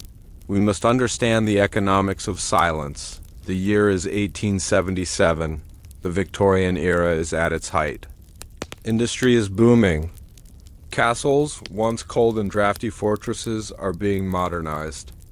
The 13th Earl of Strathmore decides that Glamis Castle needs repair. The harsh Scottish winters have eaten away at the mortar. The roofs are leaking. The chimneys are crumbling. He hires a crew. This is a critical mistake, usually. For a house with a secret, you only hire family. You hire people whose blood ensures their loyalty. But masonry is a skilled trade. You cannot ask a butler to fix a stone buttress. You need a professional. So, a team of masons is brought in from the nearby town of Forfar. Let us imagine these men. They are rough-handed, smelling of tobacco and limestone dust. They are not aristocrats. They do not care about the honor of the family line. They care about their wages. They care about feeding their children. They are given strict instructions. Work only on the outer walls. Do not enter the central keep. Do not speak to the residents. But architecture is a connected organism. You cannot fix the skin without touching the bone. One afternoon, the foreman, let's call him heavy-set, practical, a man named Macpherson, is inspecting a damp patch on the third-floor corridor. The water is coming from somewhere inside the wall. He taps the stone with the handle of his hammer. Thud, thud, thud, solid, solid. He moves 2 feet to the left. He taps again. Dong. The sound changes. It rings. It echoes. Every mason knows what that sound means. It means there is a cavity. A void. McPherson is confused. According to the layout of the castle, the other side of this wall should be the outside air, or perhaps a chimney flue. But a flue is narrow. This sound suggests a room. A large room. He calls his 2 assistants. Come here, he whispers. Listen to this. They gather around. They tap. They listen. It's a chamber, one says. A hidden chamber. In 1877, the legend of the monster of Glamis was already a whisper in the village. But these men were practical. They didn't believe in monsters. They believed in lost treasure. Maybe it's a priest hole, one suggests. Maybe there's gold hidden from the Jacobite wars. Greed is a powerful motivator. But so is simple professional curiosity. A mason hates a wall that makes no sense. They decide to open it. They are alone in the corridor. The family is downstairs at tea. The servants are in the kitchen. They take their chisels. They work carefully, scraping away the mortar around a large central block of sandstone. Dust falls onto the carpet. They catch it in their caps to avoid leaving a mess. The stone comes loose. It is heavy. They grunt as they slide it out of its setting and lower it to the floor. A hole, about a foot square, opens up in the wall. A smell rushes out. It is not the smell of gold. It is not the smell of dust. It is the smell of a cage. The scent of stale urine, rotting straw, and ancient, unwashed fabric. It is the smell of a zoo animal kept in a basement. McPherson frowns. He lifts his lantern. He pushes it through the hole. He leans his face against the cold stone and looks inside. What he sees is not a treasure chest. He sees a room that looks like it belongs in a nightmare. The walls are padded with old tapestries that have been torn to shreds. The floor is covered in filth. And in the center of the room, illuminated by the beam of the lantern, is a figure. By 1877, Thomas Bowesline would have been 56 years old. He is no longer a child. He is a fully grown man, warped by 5 decades of confinement. He is likely sitting on the floor, rocking back and forth. His body is enormous. The barrel chest, described in the legends, has grown thick and powerful. His arms are long. His hair is a wild, matted mane of gray. He turns his head towards the light. He hasn't seen a lantern in years. The light must hurt his eyes. He squints. He makes a low, guttural noise. A growl? A plea? McPherson stares. He is frozen. His brain cannot process what he is seeing. Is it a bear? No, it has human hands. Is it a ghost? No, it casts a shadow. It is a man. A man who has been erased. Then the figure stands up. It moves with a strange, shuffling gait step, drag towards the hole in the wall. McPherson screams. He drops the lantern. It smashes on the floor inside the room, extinguishing the light. But the image is burned into his retina forever. He pulls his head back. Brick it up, he yells to his assistants. Brick it up, for God's sake. They panic. They grab the heavy stone block and try to shove it back into the hole. They are fumbling, terrified, their hands shaking, and then a voice cuts through the chaos. Stop. They turn around. Standing at the end of the corridor is the Earl of Strathmore. He is not shouting. He is not running. He is standing perfectly still, dressed in his black dinner suit. His face is as pale as death. He walks slowly towards them. His steps are silent on the thick carpet. The workmen back away against the wall. They are caught. They have broken into the heart of the castle. They expect to be arrested. They expect violence. The Earl looks at the hole in the wall. He looks at the stone on the floor. He looks at the terrified faces of the men. He knows the game is up. The secret is out. He has two choices. Murder or bribery. Murder is messy. 3 men missing would cause an investigation. These men have wives. They have families in the village. If they disappear, the police will come. So he chooses the second option. Gentlemen, the Earl says, his voice incredibly calm. You have seen something that does not concern you. Macpherson tries to speak. My lord, we thought it was a leak. I do not care what you thought, the Earl interrupts. I care about what you will do next. He reaches into his coat pocket. He pulls out a notebook and a fountain pen. How much? He asks. The workmen stare at him. How much to leave Scotland? The Earl clarifies. How much to take your families tonight and board a ship for the colonies? Australia. South Africa. I don't care. As long as it is an ocean away. The men are stunned. They are poor laborers. The idea of leaving their home is terrifying. We can't leave, my lord, Macpherson stammers. Our lives are here. The Earl steps closer. His eyes are cold. Your lives are over here, he says softly. If you stay in Scotland, no one will hire you. I will ensure you are branded as thieves. You will starve. And eventually, accidents happen to men who know too much. A loose slate on a roof. A slip on a scaffold. The threat hangs in the air. It is heavy and real. But, the Earl continues, opening the checkbook, if you leave, you will be rich. You can buy a farm.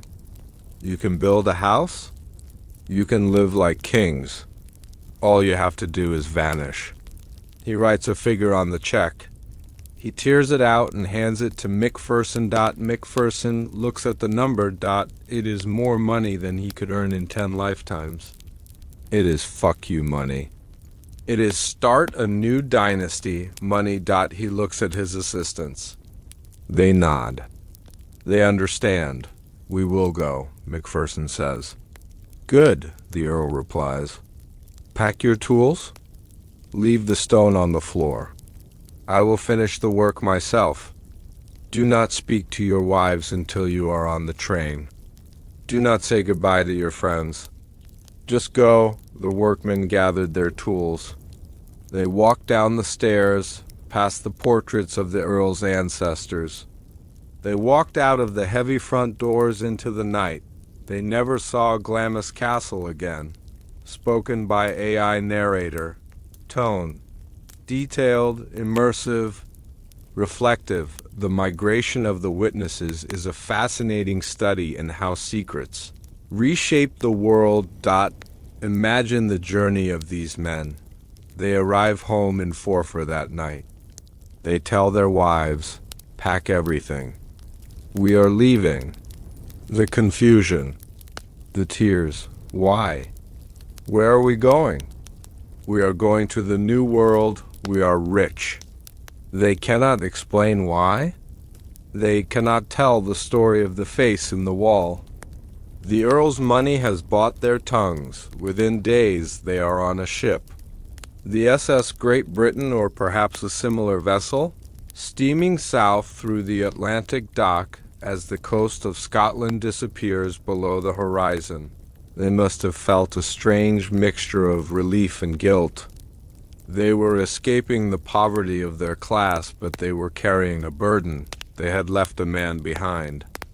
A man in a cage. They had sold his freedom for their own. Records from immigration archives in Australia show an influx of Scottish masons and laborers in the late 1870s.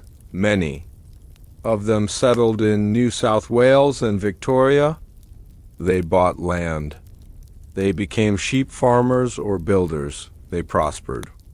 The blood money of the Bloodline family built towns in the outback, but did they keep the secret? A secret like that is a living thing. It wants to get out. The workmen kept their word to the Earl. Mostly, they didn't go to the newspapers. They didn't write books. They feared the long arm of the aristocracy. They knew that the British Empire was powerful, and the Earl had friends everywhere.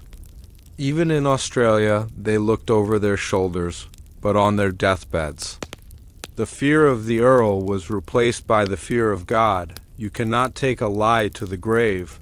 There is a recorded account from the 1910s. A man in Sydney, dying of old age, called his grandson to his bedside.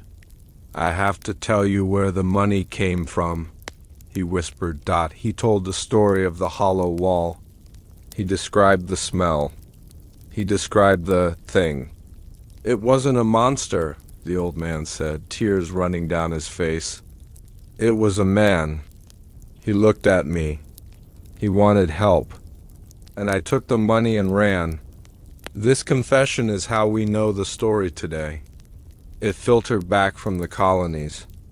It came from the letters sent by cousins. It came from the whispers of the diaspora, but back in Scotland. The disappearance of the workmen created its own legend. When 3 men vanish overnight, people noticed. The villagers of Glamis didn't know about the checkbook. They only knew that Macpherson and his crew went up to the castle roof and never came back down. Rumors began to circulate that the Earl had killed them. They were fed to the monster, people said. They were thrown into the oubliette. The castle became a place of terror. The locals would cross the street to avoid walking in its shadow. The Earl, ironically, encouraged these dark rumors. It was better to be thought of as a murderer than to be known as the father of a monster. Fear keeps people away. Fear keeps the secret safe. But the departure of the workmen left a physical scar on the castle. Remember? The Earl told them to leave the stone on the floor. That means the Earl, a soft-handed aristocrat, had to finish the job himself. Imagine him, late that night, alone in the corridor. The hole is still open. The smell is still pouring out. He has to lift that heavy sandstone block. He has to mix the mortar. He has to seal his son back in. It must have been a clumsy job. He wasn't a mason. Visitors to the castle in the following years noticed that one section of the wall in the central tower looked different. The mortar was uneven. The stone wasn't flush. It looked like a patch job. Whenever someone asked about it, the Earl would say, "Ah, yes, some shoddy work by a local crew. I had to fire them." He turned the evidence of the conspiracy into a complaint about labor. It was a master class in gaslighting, but the vanishing workmen are not just a story about bribery. They represent the complicity of the common man. We often think of conspiracies as being run by the elite. But the elite cannot do everything themselves. They need helpers. They need doctors to sign false death certificates. They need carpenters to build fake coffins. They need masons to build walls. And they need those people to stay silent. The silence of the workmen allowed the torture of Thomas Bloodline to continue for another 30 years. If Macpherson had gone to the police. If he had gone to the church, could he have saved him? Probably not. The police answered to the magistrate, and the magistrate answered to the Earl. The church answered to the bishop, who dined with the Earl. The system was built to protect the castle, not the human being inside it. The workmen knew this. Their flight wasn't just greed, it was survival. They knew that in a battle between a mason and an Earl, The mason always loses dot, so they took the only victory available. Survival, there is a postscript to the workmen. Story that is even more chilling, it involves the lost. Tools. During a legitimate renovation in the 1970s. 100 years later, modern workers were fixing the roof of the same tower. They found something in the eaves. Tucked behind a beam, they found a canvas bag. Inside were chisels, a hammer, and a wooden rule. They were Victorian tools. They were rusted and covered in dust, but they were not just left there. They were hidden. It seems that in their panic to leave, or perhaps as a message to the future, the workmen left their tools behind. Or perhaps they didn't all leave. There's a darker version of the legend. A version that says only 2 men went to Australia. Some oral traditions in the village suggest that one of the workmen, perhaps the youngest, who had no family, refused the bribe. Perhaps he had a conscience. Perhaps he demanded the release of the prisoner. What happens to a man who refuses the Earl's check? He doesn't go to Australia. He goes to the crypt, or he goes into the wall. There are stories of knocking that comes from 2 different places in the tower. One is the heavy, rhythmic pacing of the monster. The other is a frantic, desperate tapping, tap dash tap dash tap dot, like a man trapped in a small space. Did the Earl kill the dissenter and hide his body in the cavity of the wall before sealing it up? It is speculation. But in the world of the archive chill, speculation is often just history waiting to be proven. The fate of the workmen serves as a warning to anyone who digs too deep into the past. History is not passive. It fights back. It bribes. It threatens. The Boseline family spent a fortune erasing Thomas. They'd bought silence with gold, with land, with fear, and it worked. For a century, no one knew for sure. It was just a ghost story. But the checkbook stubs remained. The immigration records remained. The uneven mortar remained. The workmen vanished. But the ripples of their disappearance are still felt. Every time you look at a grand historical building, the White House, Buckingham Palace, the Vatican, remember the workmen, remember the people who built the walls. They saw what was put behind them. They saw the bodies. They saw the secrets, and somewhere in a diary in an attic, or a confession on a deathbed, or a tool bag hidden in a roof, their testimony is waiting. The king can bury the truth. But the workman builds the shovel, and eventually someone always digs it up. So, tonight, as you drift into the quiet, think about the spaces in your own life that have been patched over. The conversations you were paid not to have. The things you saw and pretended not to see. We are all masons in the castle of our own lives. We all have a wall we are afraid to tap because we know. If it sounds hollow, we might have to make a choice, take the money, or open the wall. Sleep well. And if you dream of a ship sailing away from a dark shore, make sure you are on it. The roof of a castle is the domain of the gargoyles. It is a place of stone beasts, cold slate, and freezing wind. It is not a place for men. But at Glamis Castle, the roof was the only playground allowed to a forgotten prince. For decades, the villagers in the valley below would look up at the castle on clear winter nights. They would see the jagged outline of the towers against the moon. And sometimes they would see a shape. It wasn't a guard. It wasn't a chimney sweep. It was a hunched, massive figure dragging itself along the lead gutters, crawling like a spider between the spires. The family told the guests it was a trick of the light. They said it was the Earl taking an eccentric midnight stroll to clear his head. They called him Mad Jack, but Mad Jack was a cover story. The Earl was asleep in his warm bed. The thing on the roof was his brother Thomas Bowes-Lyon, the man who supposedly died in 1821, was let out of his stone cage for 1 hour every night. Not to escape, but to breathe, to exercise his twisted limbs under the cover of darkness. High above the world that had rejected him, he was the gargoyle that moved. And if you looked up at the wrong moment, he would look back. This is the truth the king buried ... Now, let us turn back the pages of the years. The light is dim, the chamber is quiet, and the scent of aged parchment fills the air. We are stepping out of the hidden room and climbing the narrow, spiraling stairs.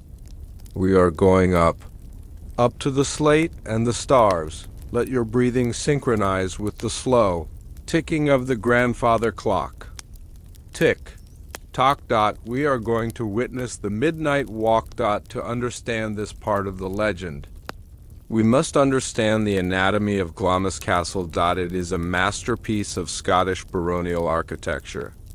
It is a forest of turrets, conical roofs, and battlements. It is designed to be confusing.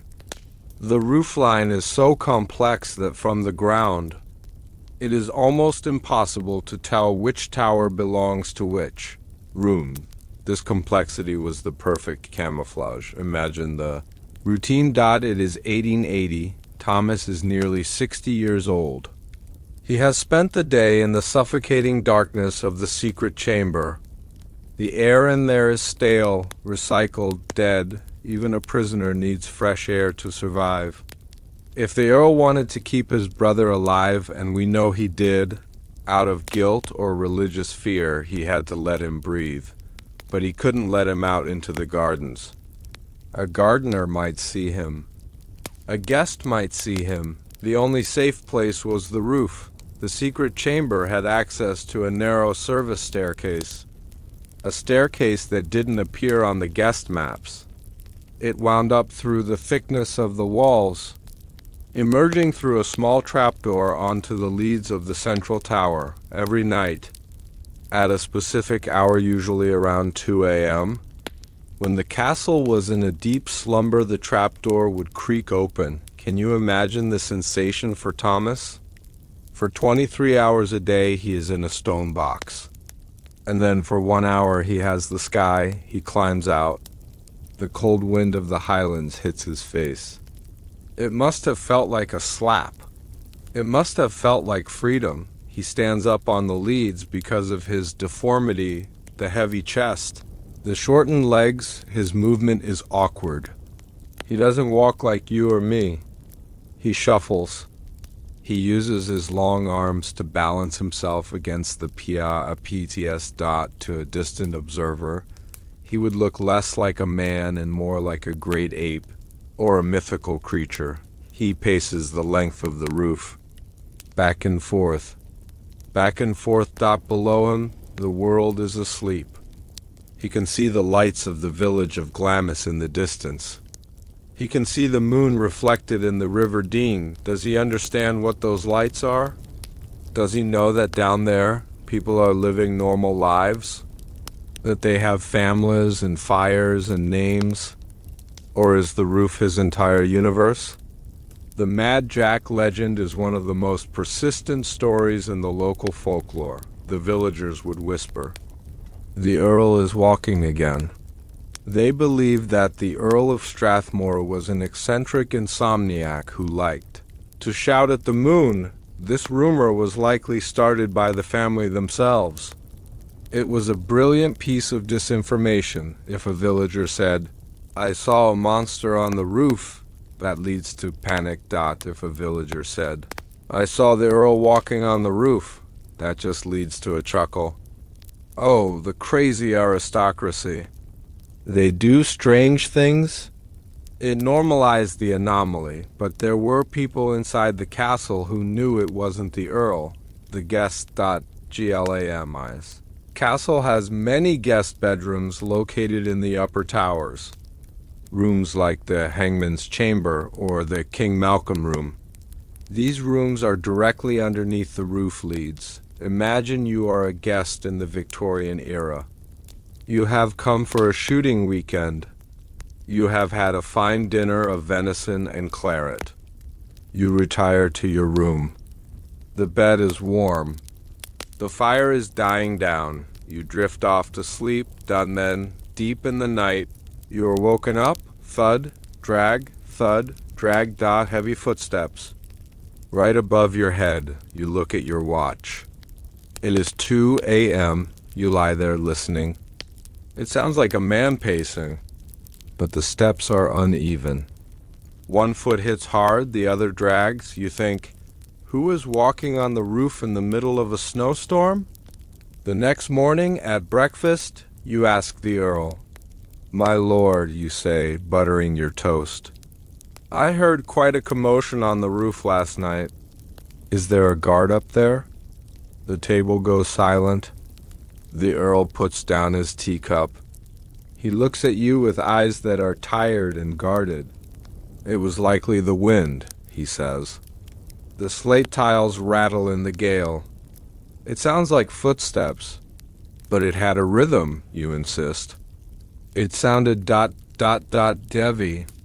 The wind plays tricks, the Earl repeats, his voice closing the subject like a steel trap. Do not let your imagination run away with you. You finish your breakfast in silence. But you know what you heard, and the next night you hear it again. This time you get out of bed. You go to the window. You open the sash and lean out into the freezing air. Trying to look up, you see a shadow cast against the stone wall of the tower. A shadow of something huge. Something that is hunched over the edge, looking down. At you, you pull your head back in and lock the window. You don't sleep for the rest of the night. This experience was reported by dozens of guests over the years. It became an open secret in British society. You didn't go to Glamis if you wanted a good night's sleep, but the roof walk served another purpose. A medical purpose. Vitamin D. Rickets is a disease caused by a lack of sunlight. It softens the bones.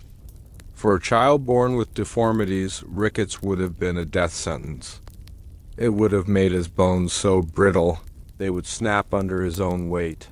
The family doctor, the one who signed the death certificate, likely advised the Earl, if you want him to live, he needs the moon.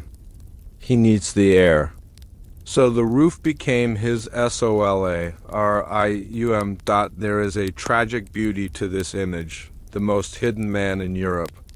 Standing on the highest point of the castle, completely exposed to the elements. Yet completely invisible to history.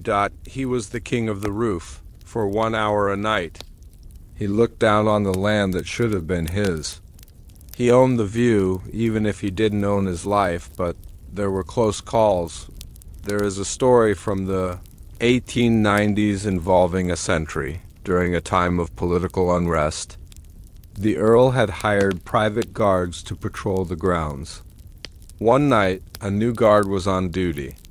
He was patrolling the inner courtyard. He looked up and saw a figure on the roof. He raised his rifle. "Who goes there?" he shouted. The figure didn't answer. It just crouched low like an animal preparing to spring. The guard panicked. He fired a warning shot. Bang! The shot echoed through the valley. Immediately, lights flickered on in the castle. The Earl came rushing out in his dressing gown. "What is it?" "What did you see?" the Earl demanded. "There's an intruder on the roof, my lord," the guard yelled. "A big man. I saw him." The Earl looked up. The roof was empty. Thomas had scrambled back down the trapdoor at the sound of the gunshot. "You are mistaken," the Earl said, his voice trembling with rage. "It was a shadow. A gargoyle. But it moved, my lord." "You are fired," the Earl snapped. "Pack your things, leave." The guard was dismissed, but the incident terrified the family. They realized that the roof walks were becoming too dangerous. The world was becoming too modern. Flashlights were being invented. Photography was becoming common. They couldn't risk Thomas being seen. So the walk stopped. When the roof walk stopped, the monster began to die. Imagine the change in his routine. For decades, that hour of freedom was the only thing keeping him sane.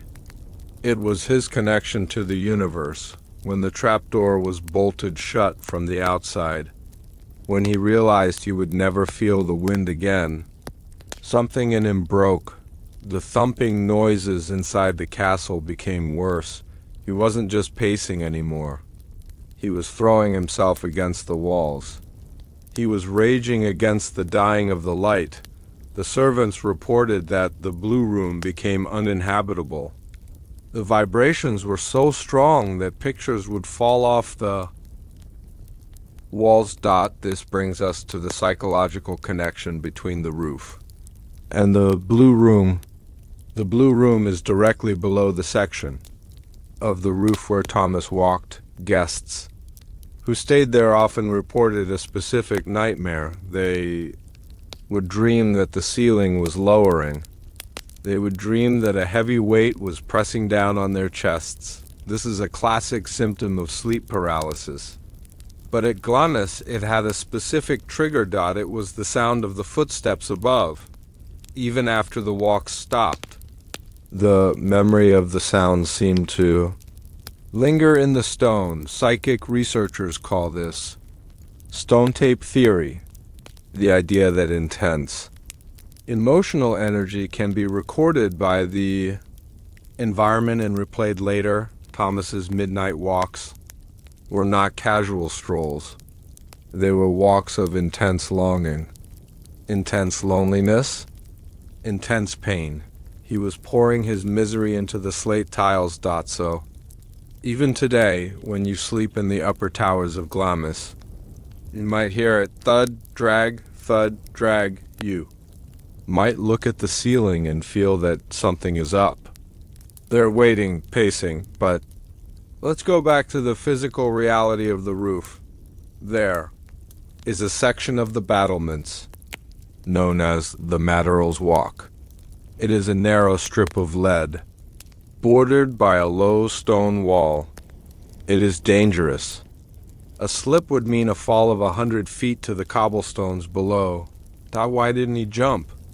This is the question that haunts the historians. If Thomas was miserable, if he was a prisoner, why didn't he just step off the edge?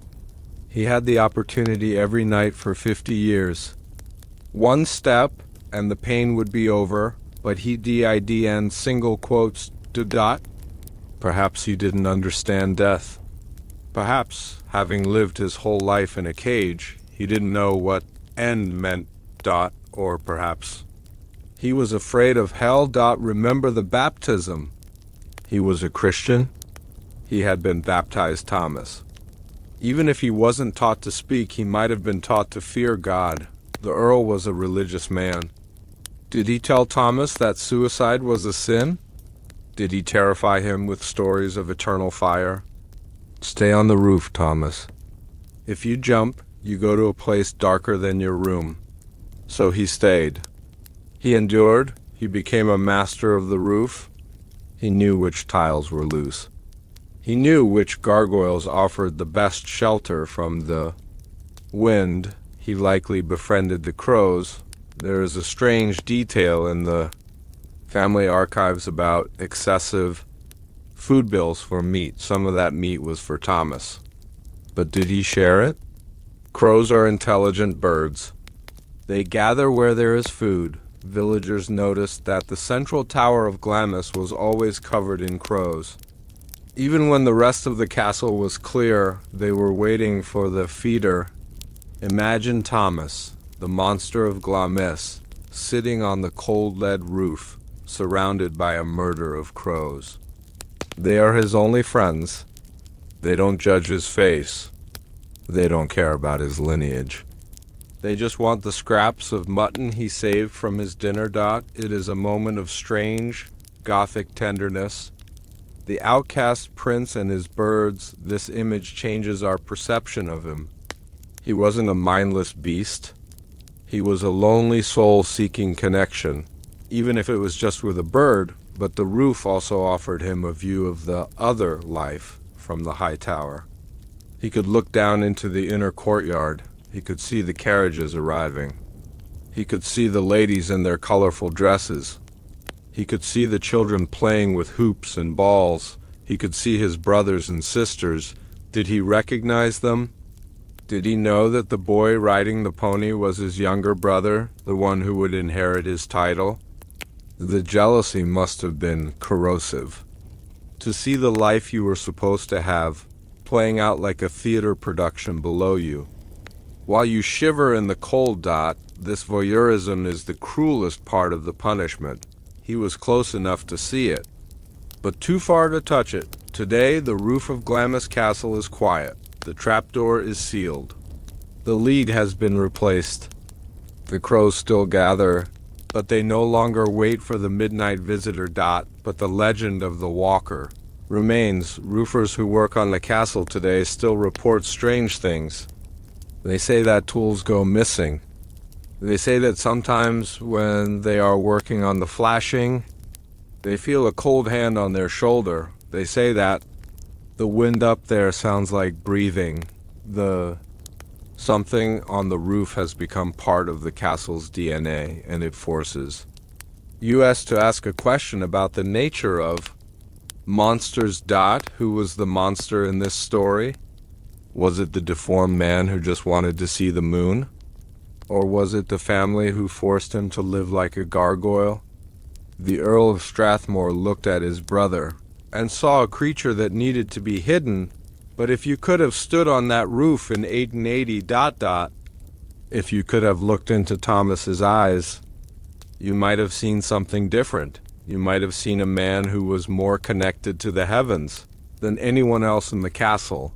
While the guests were drinking wine and playing cards downstairs, Thomas was under the stars. He was enduring the cold. He was surviving. There is a nobility in that survival. The roof was his kingdom. It was the only place where he could stand tall, where he didn't have to hunch under the low ceiling of his cell. For 1 hour a night, he wasn't the monster. He was the sentinel of Glamis, and perhaps in his own mind, he was guarding them. Maybe he thought that by pacing the walls, he was protecting the very family that had rejected him. That is the tragedy of loyalty. The king buried the truth. But the truth climbed to the highest point of the castle and refused to come down. So, the next time you see a shadow on a high building... or hear a footstep on the floor above you, don't be afraid.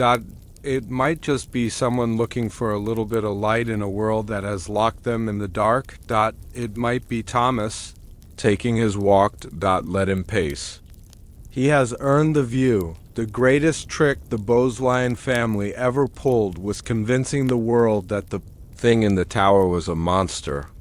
The word monster is useful. It creates distance. It suggests a creature from a different species, something alien, something that doesn't belong to us. It makes it easy to lock the door. It makes it easy to forget. But when the Earl of Strathmore looked into the eyes of the prisoner, he didn't see an alien. He saw his own reflection. The tragedy of Glamis is not that they trapped a beast. It is that they trapped a brother. The man in the wall had the same blue eyes as the Earl. He had the same nose. He had the same blood pumping through his distorted heart. He wasn't a curse sent by the devil. He was a son sent by biology. Every time the family sat down to dinner, there was an empty chair that belonged to him. Every time they looked at a family portrait, there was a ghost in the background. They didn't fear him because he was different. They feared him because he was exactly the same.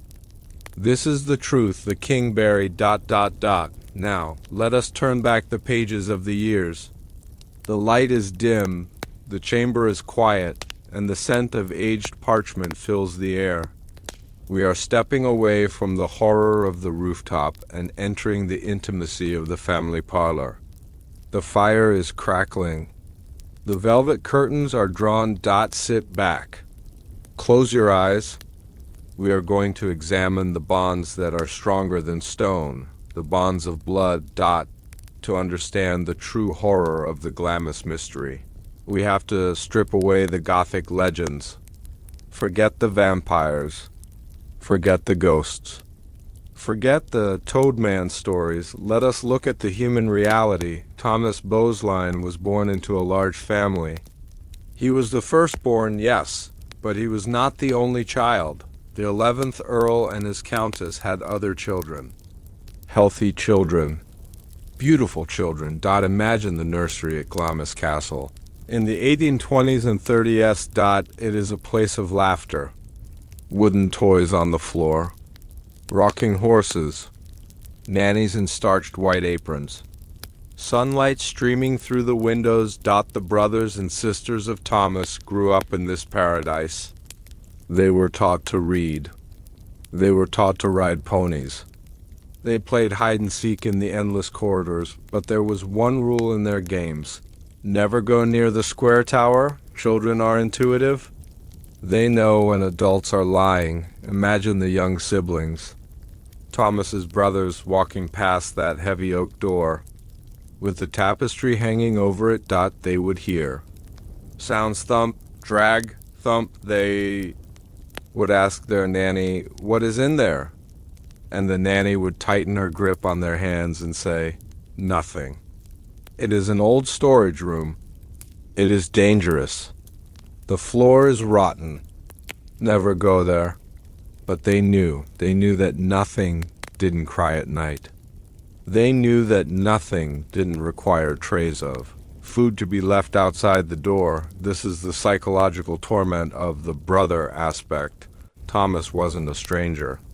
He was the invisible sibling. Did they feel his presence? There are accounts of the younger brothers having nightmares about a sad man who wanted to play with them. Did Thomas, from his cell, hear them playing? The secret chamber was not soundproof against high-pitched laughter. He would have heard his brothers running in the hallway. He would have heard the joy that he was denied. Think of the rage that would build in a child's heart. Why are they out there? Why am I in here? He wasn't a monster because he was born that way.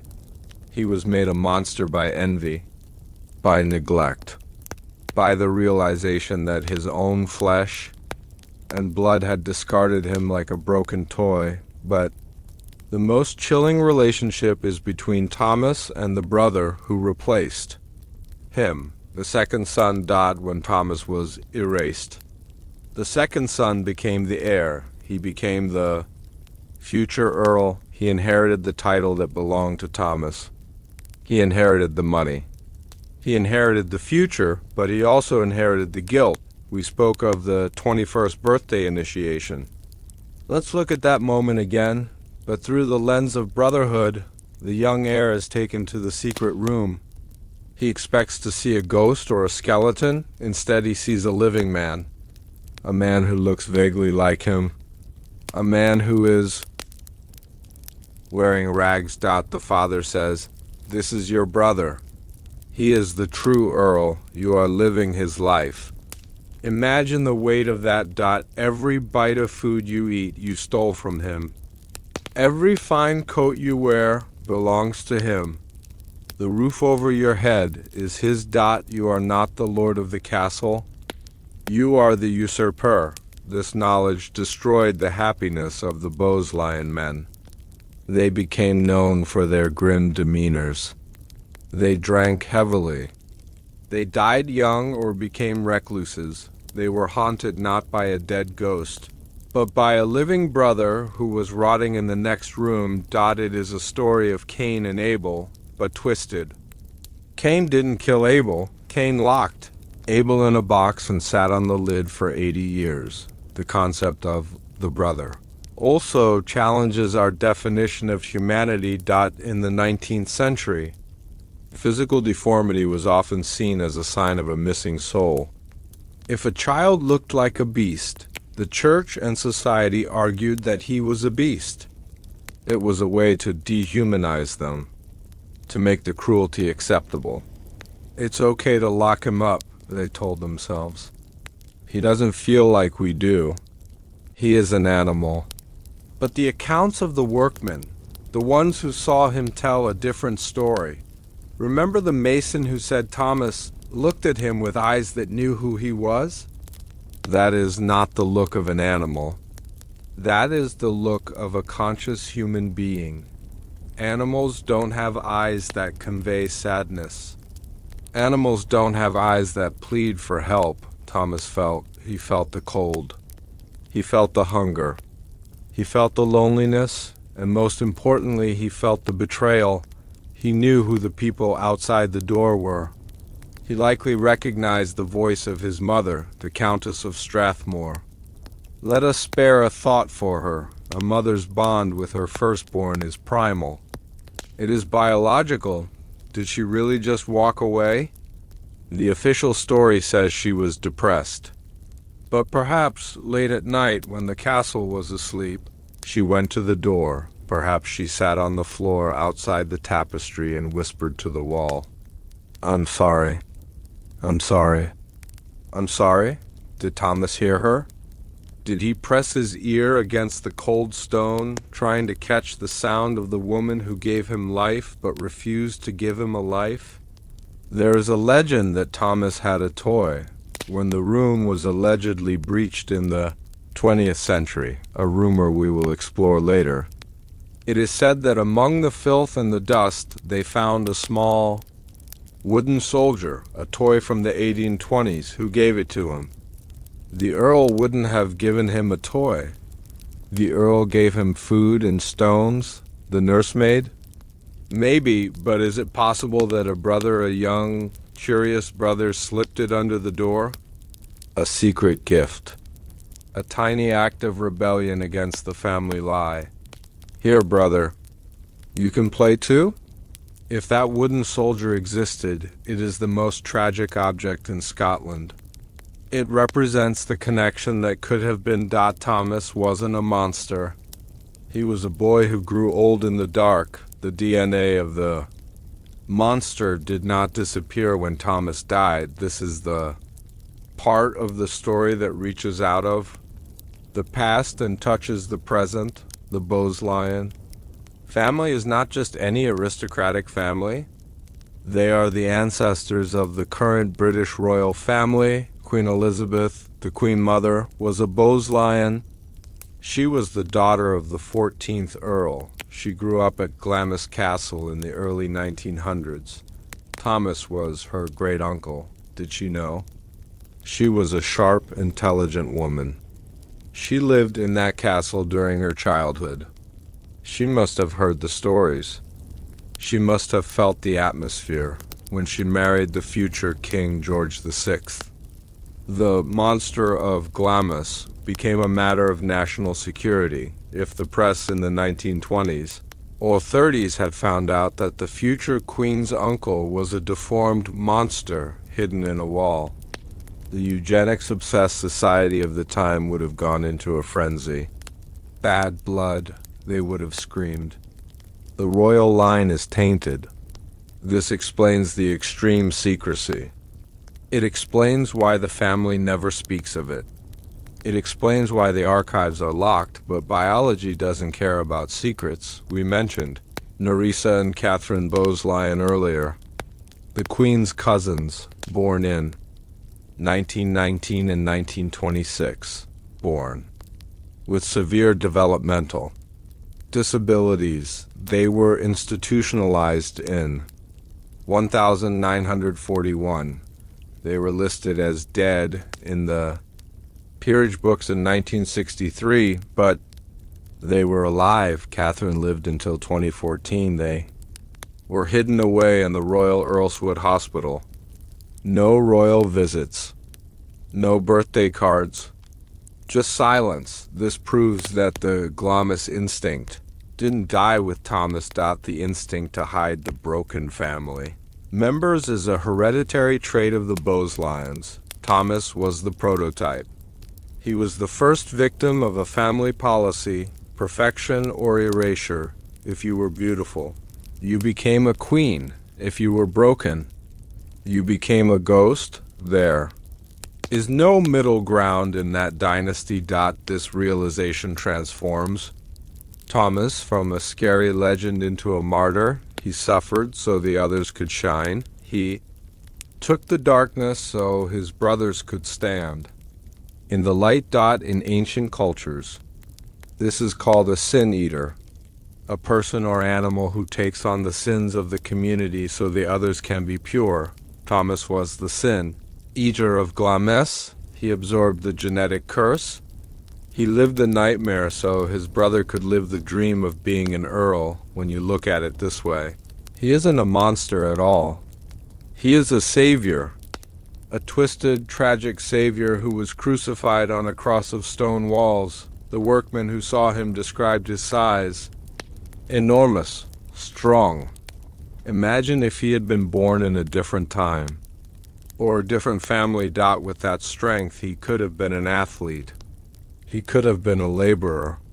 He could have had a life of purpose, but because he was an earl's son, he had to be perfect. And because he wasn't perfect, he had to be nothing. Class was his cage as much as the stone was. A peasant boy with a deformity might have been loved by his village. He might have been the village idiot, protected and fed by the community, but an earl's son cannot be an idiot. He cannot be deformed. The fall is too great. So privilege was his prison. Let's go back to the idea of the brother. Brothers fight. Brothers compete. Did the second son, the heir, ever hate Thomas? Not just fear him, but hate him? Imagine knowing that your position is a lie. Knowing that at any moment, if that wall comes down, you lose everything. You would start to wish for his death. You would pray for it. Please God, let him die. Let me be the true earl. And then, when he doesn't die, when he lives to be 80, the hate turns to resentment. Why won't you go? Why are you still haunting me? The heir probably stopped visiting the room. He probably stopped looking through the squint. He just signed the checks for the food and tried to forget. It is a slow, cold murder of the heart.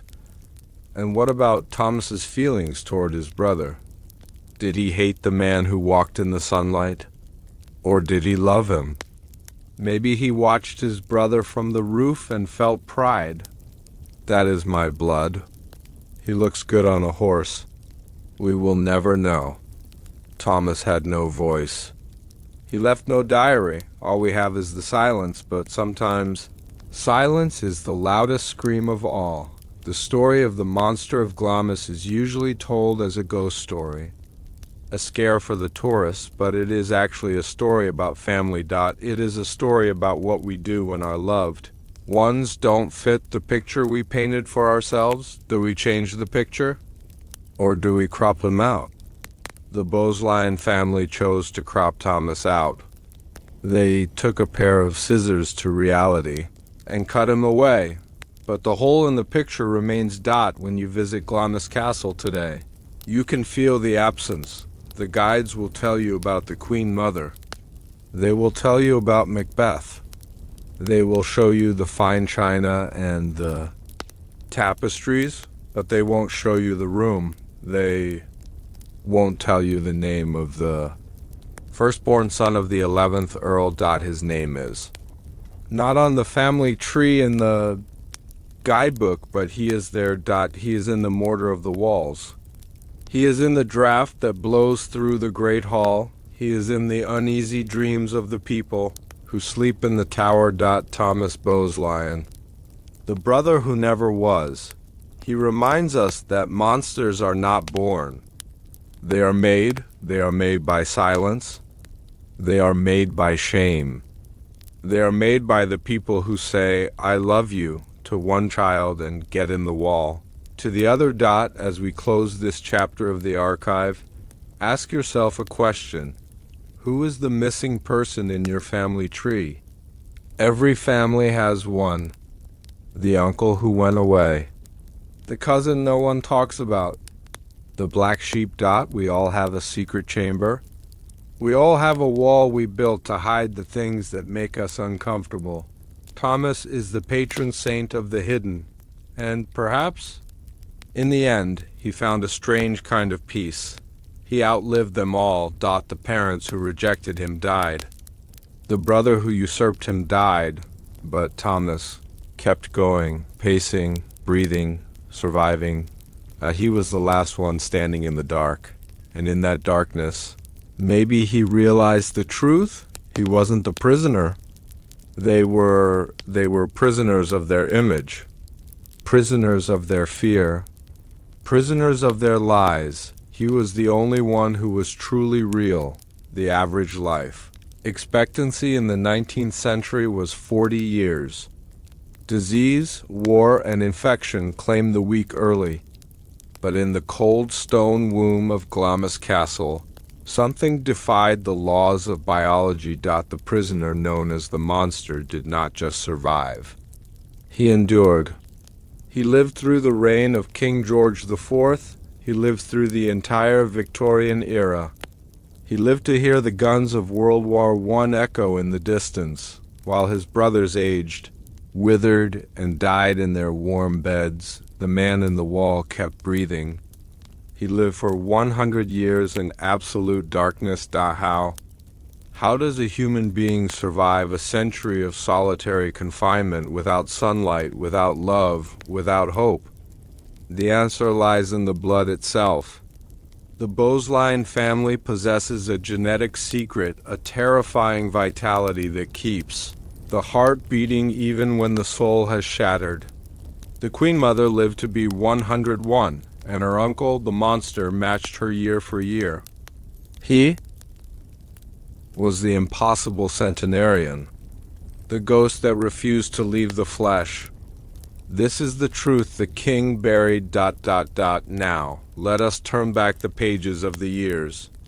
The light is dim, the chamber is quiet, and the scent of aged parchment fills the air.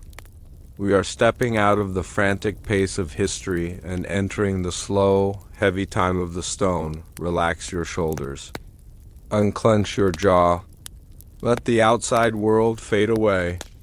We are going to sit in the dark and watch a century pass by. To understand the tragedy of Thomas Bloodline, we must understand the sheer scale of his imprisonment. Usually, when we hear stories of people locked away like the man in the Iron Mask or captives in medieval dungeons, they last a few years, maybe a decade.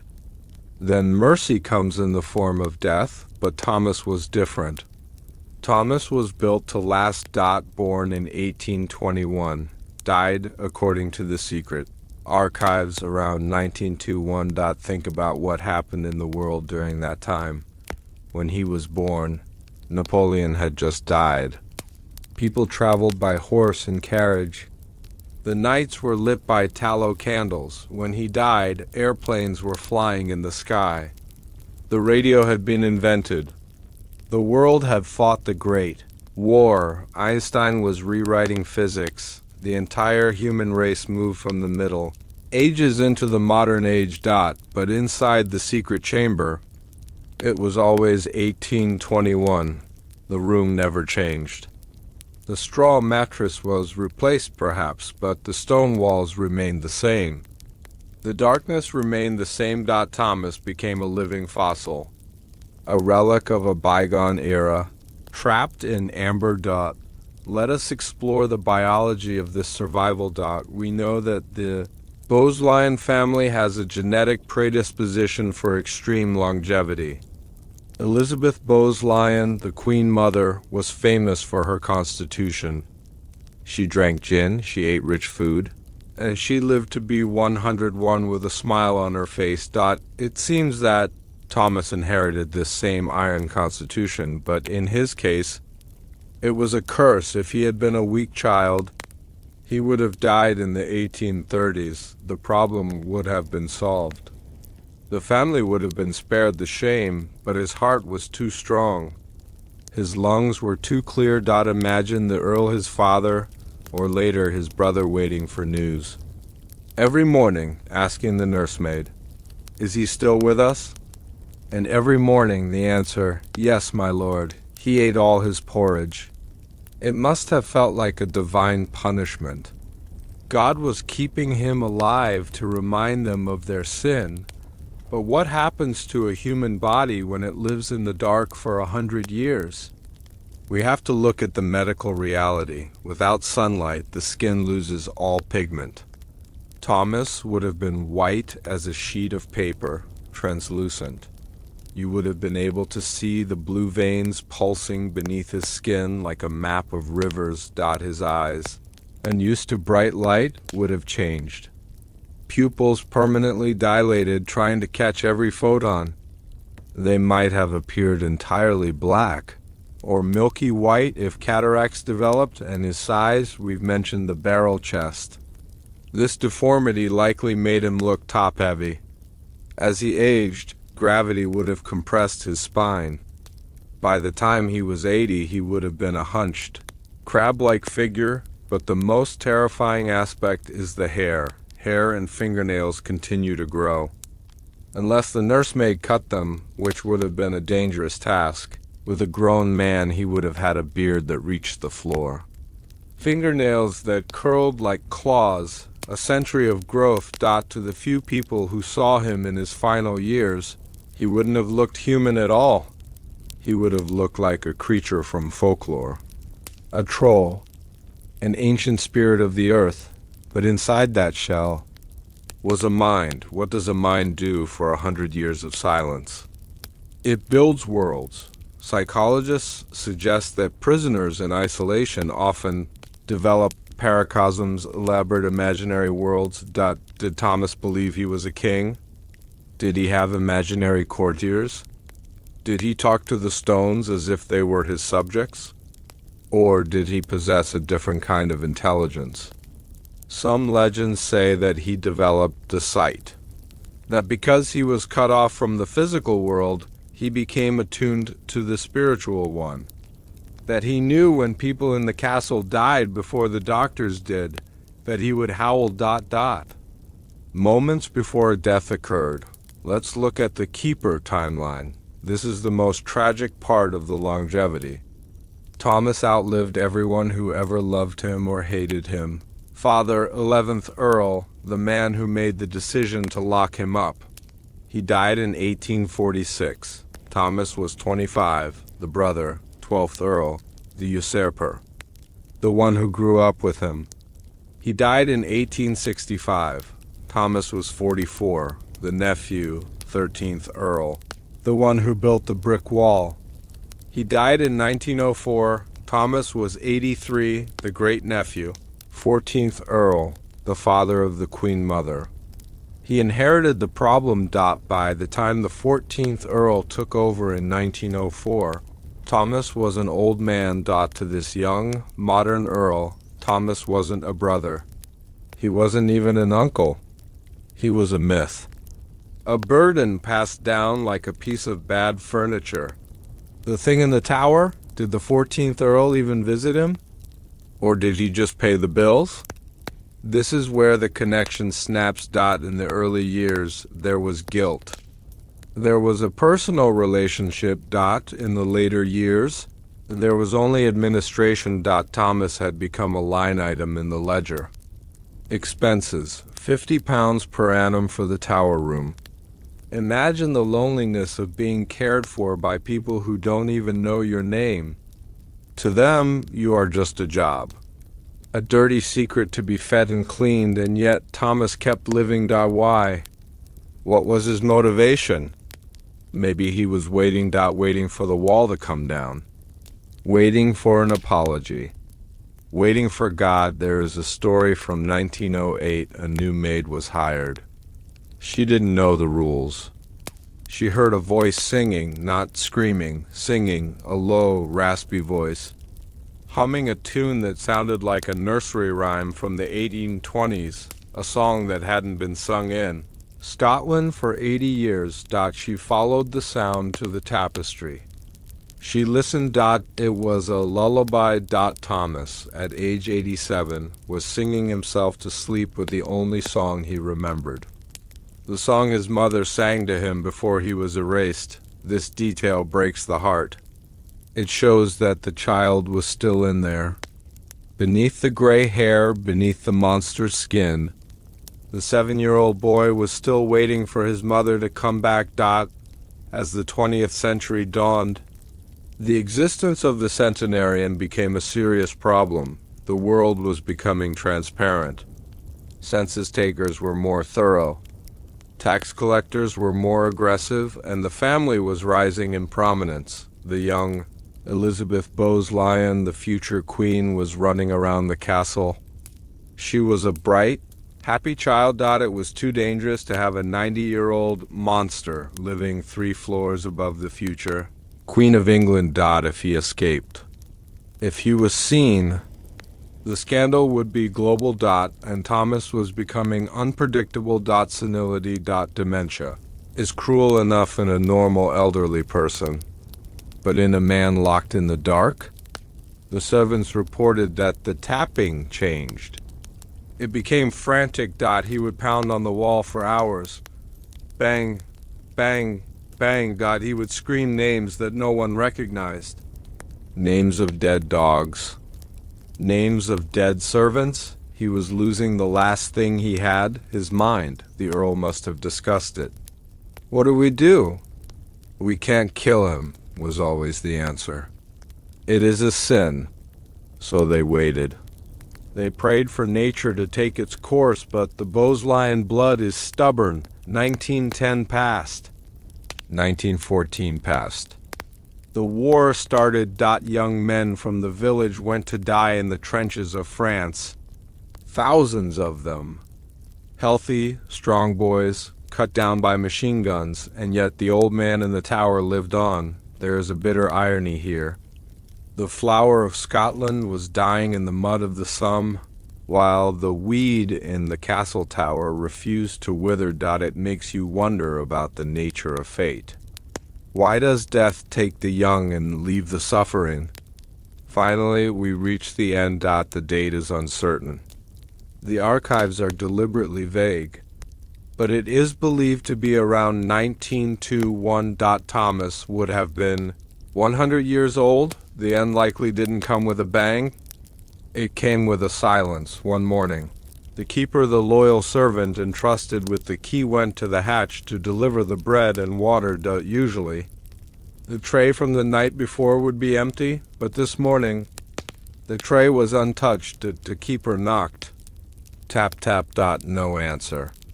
No shuffling. No grunting. He waited.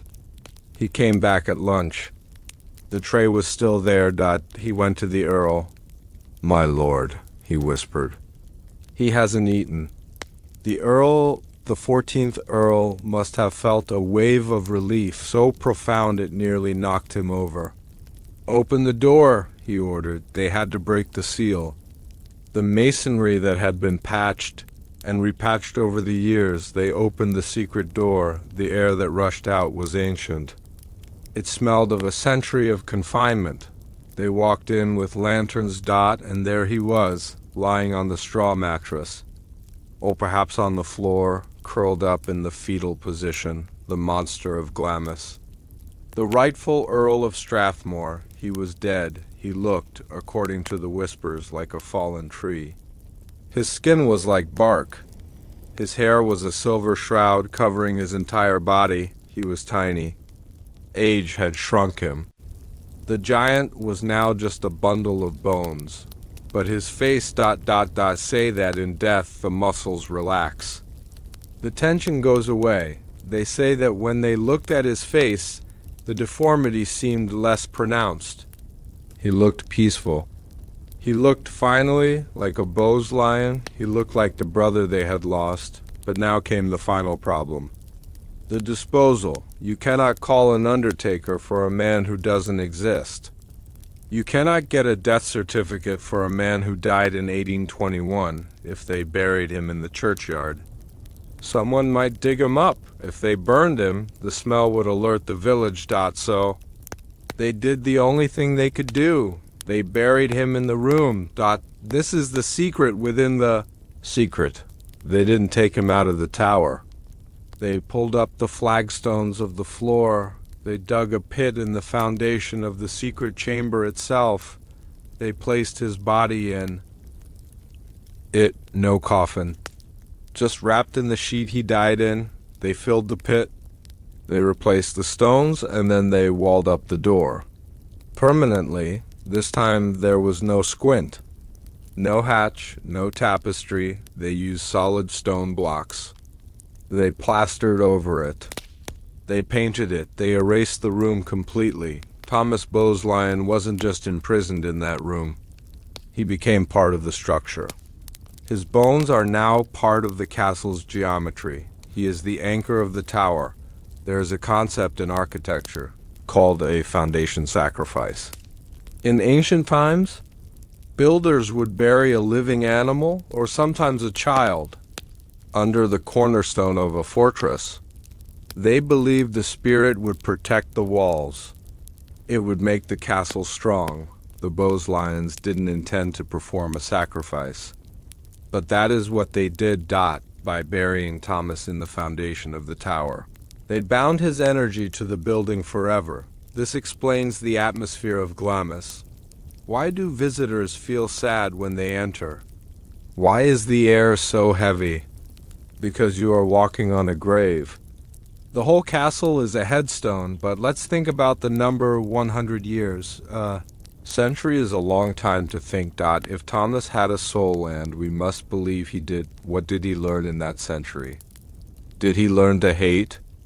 Or did he transcend hate? Maybe in the silence he found something we can't understand. A connection to the timeless. He watched the seasons change 100 times.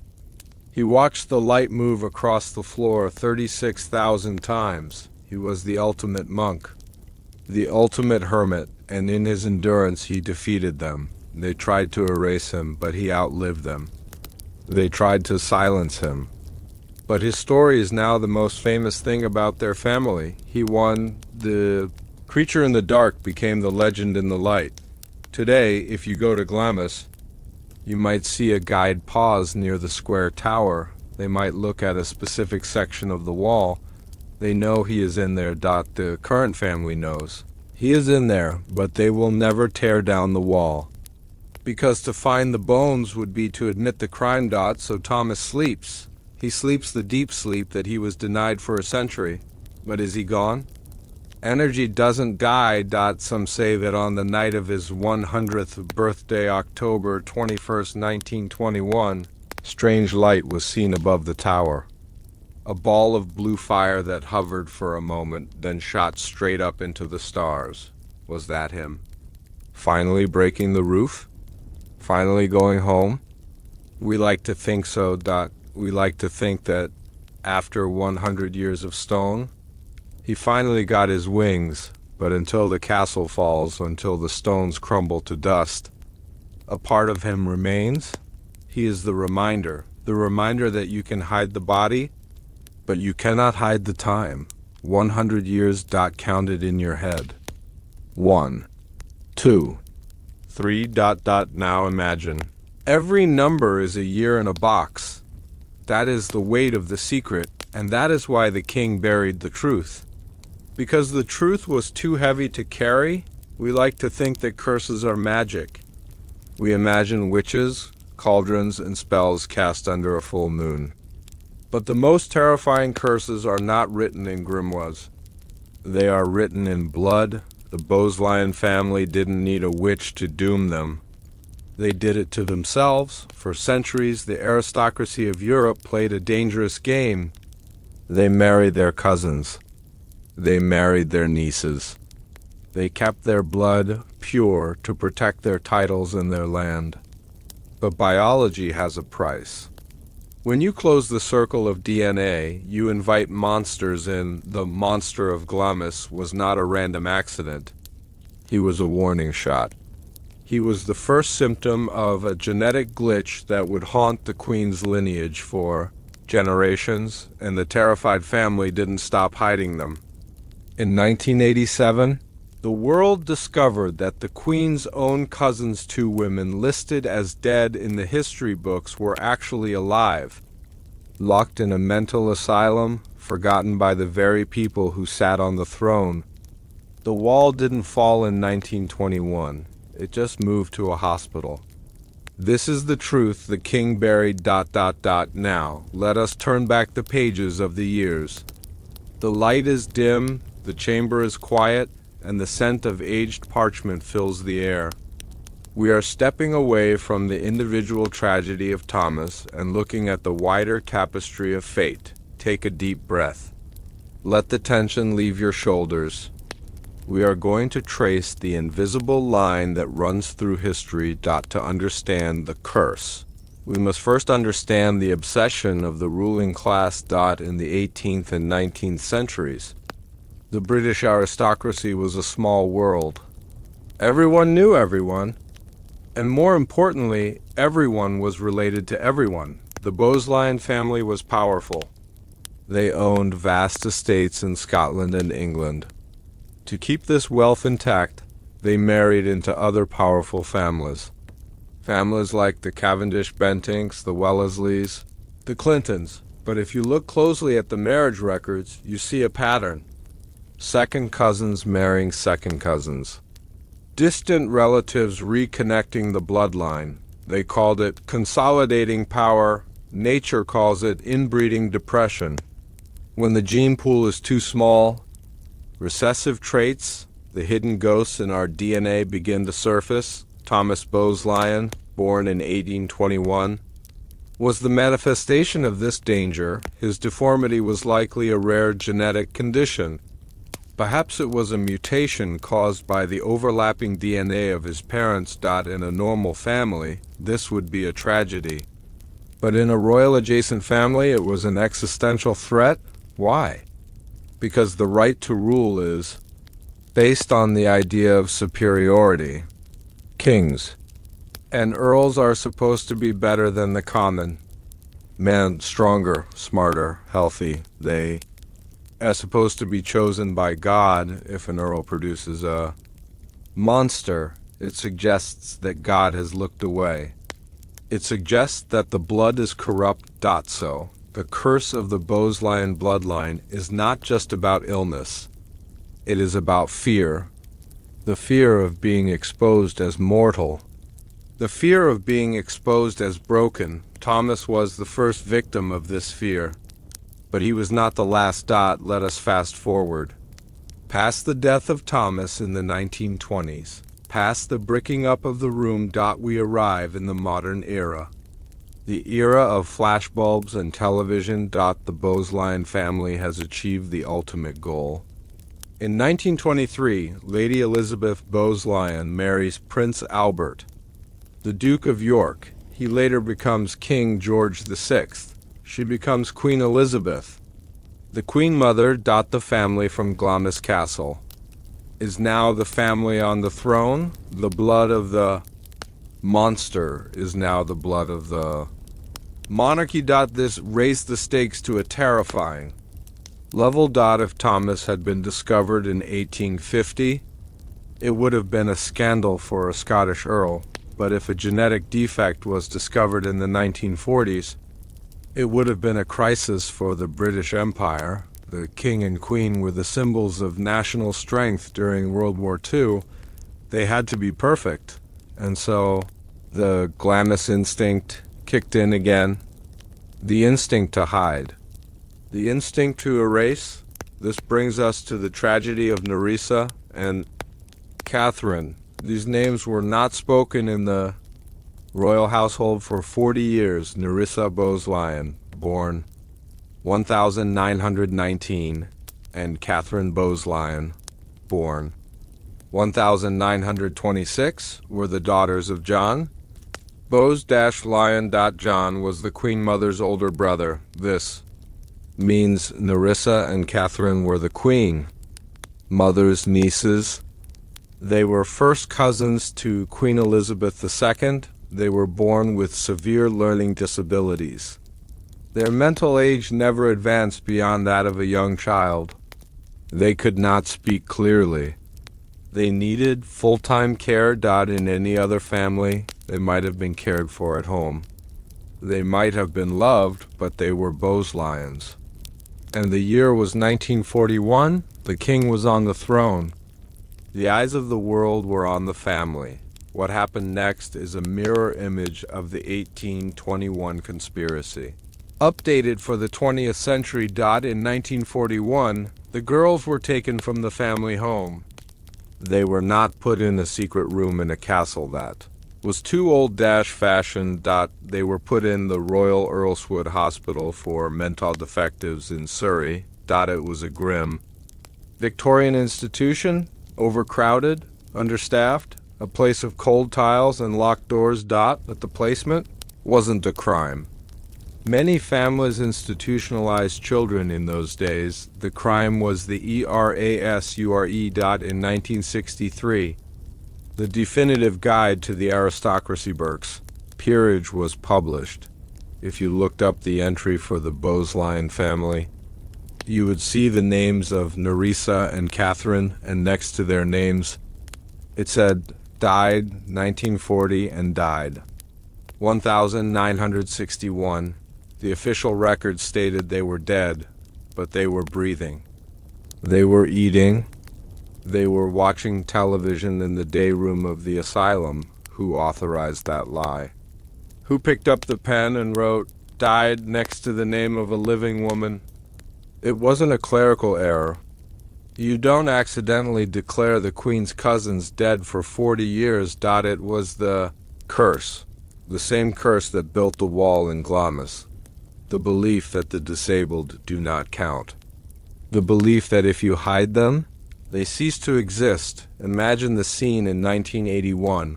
Prince Charles is marrying Lady Diana. It is the wedding of the century. The whole world is watching. In the day room of the Royal Earlswood Hospital, two elderly women are sitting in armchairs. Catherine and Nerissa, they are watching the TV. Do they recognize the people on the screen? They are watching their own cousin, the Queen, waving from the balcony. They are watching a family that claims they are dead. Nurses at the hospital later reported that when the Queen appeared on TV, the sisters would stand up and salute, or they would curtsy deep and low. They knew, somewhere deep in their foggy minds, the blood memory remained. They knew they belonged to that world of gold coaches and velvet robes, but they were wearing hospital gowns, and no one had visited them in years. There is no record of the Queen Mother, their own aunt, ever visiting them in the hospital. There is no record of birthday cards, no record of Christmas gifts. They were Thomas all over again. Fed, clothed, kept alive, but denied any human connection to their kin. Why? Because of the taint. The family was terrified that if the public knew about Nerissa and Catherine, people would ask, is it hereditary? If the Queen's cousins are mad, is the Queen mad? Is Prince Charles safe? The purity of the bloodline is the only currency the royals have. To protect the value of that currency, they sacrificed the sisters. The story broke in. 1987. The press found the grave Nerissa had died in. 1986. She was buried in the local cemetery near the hospital. Her grave was not marked with a stone cross. It was not marked with the Bosline crest. It was marked with a plastic tag. A tag with a serial number and her name written in marker pen. The cousin of the Queen of England was buried like a pauper. When the newspapers published the photo of that plastic tag, the silence shattered. The headline screamed, Queen's cousins locked away in asylum. The palace refused to comment. They called it a matter for the Bosline family. But the world saw the truth. The monster of Glamis wasn't a legend. It was a policy. It proved that the cruelty of 1821 hadn't evolved. It had just become more bureaucratic. Instead of a brick wall, they used a death certificate.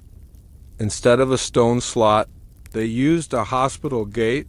But let's look deeper into the genetics. Was there a link between Thomas, 1821, and Nerissa Catherine, 1919? Medical historians have analyzed the family tree. The condition that affected Nerissa and Catherine is believed to be a genetic mutation linked to the Trefusis family, their mother's side. However, the monster of Glamis came from the father's side. This suggests something even more disturbing. The Boslian family didn't just have one genetic curse. They were a magnet for them. By constantly marrying within a small circle of aristocracy, they were amplifying every potential defect. It was a genetic roulette. Spin the wheel. One child is a queen. The next child is a monster. The next child is a genius. The next child is locked in an asylum. It is the unpredictability that terrified them. Imagine the anxiety of every pregnancy in that family. For 200 years, every Boslian mother must have held her breath when the baby was born. Is it normal? Does it have the face? This fear shaped their psychology. It made them cold. It made them ruthless. You cannot afford to be sentimental when you are fighting a war against your own DNA. And what about the curse today? Does it still linger? The modern royals have started to marry commoners. Prince William married Catherine. Prince Harry married Meghan. This is not just a romantic choice.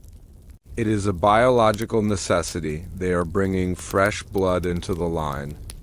They are breaking the circle. They are finally doing what the 11th Earl should have done in 1820. They are admitting that purity is a myth and that diversity is survival, but the ghosts of the past are still waiting. Let's return to Glamis Castle.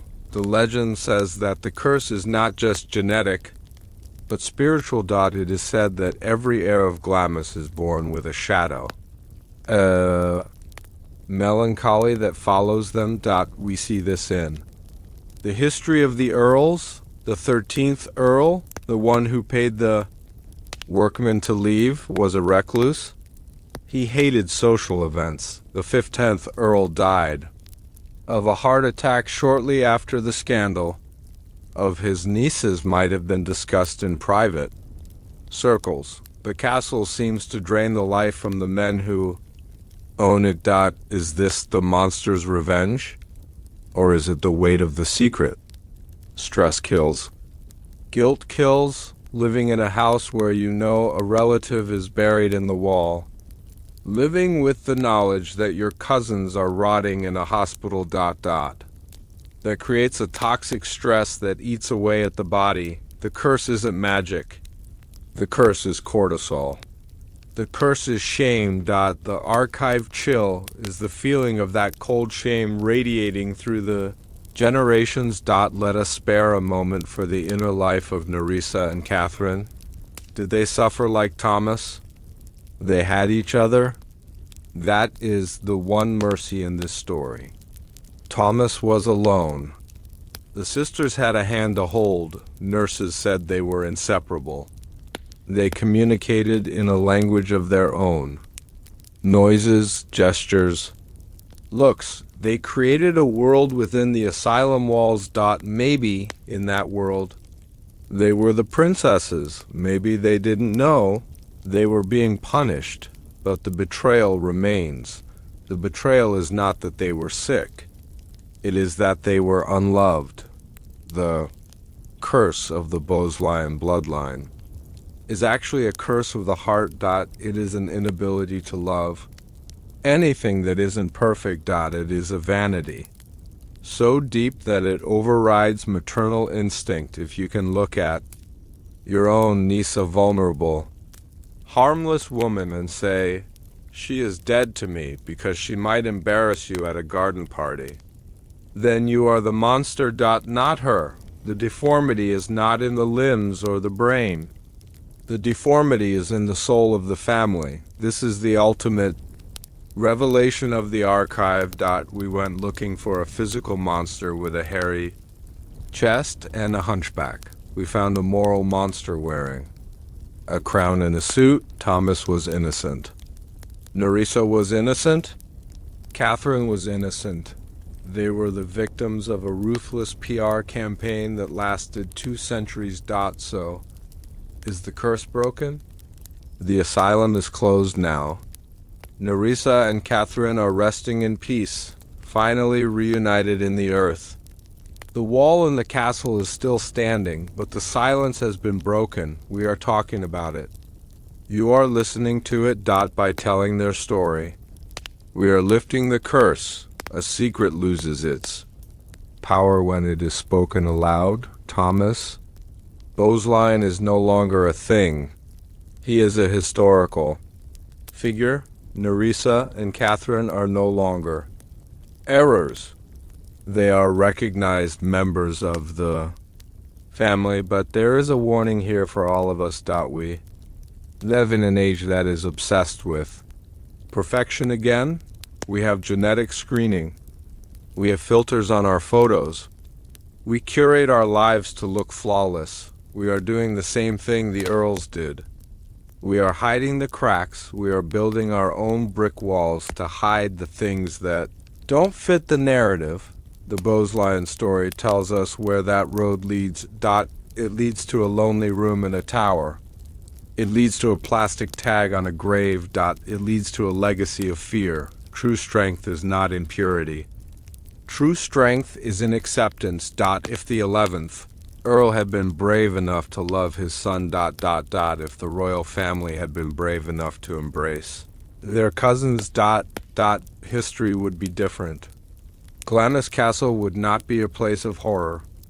It would be a place of compassion, but they chose fear, and fear always leaves a ghost. As you drift to sleep tonight, think about the people in your life who are imperfect.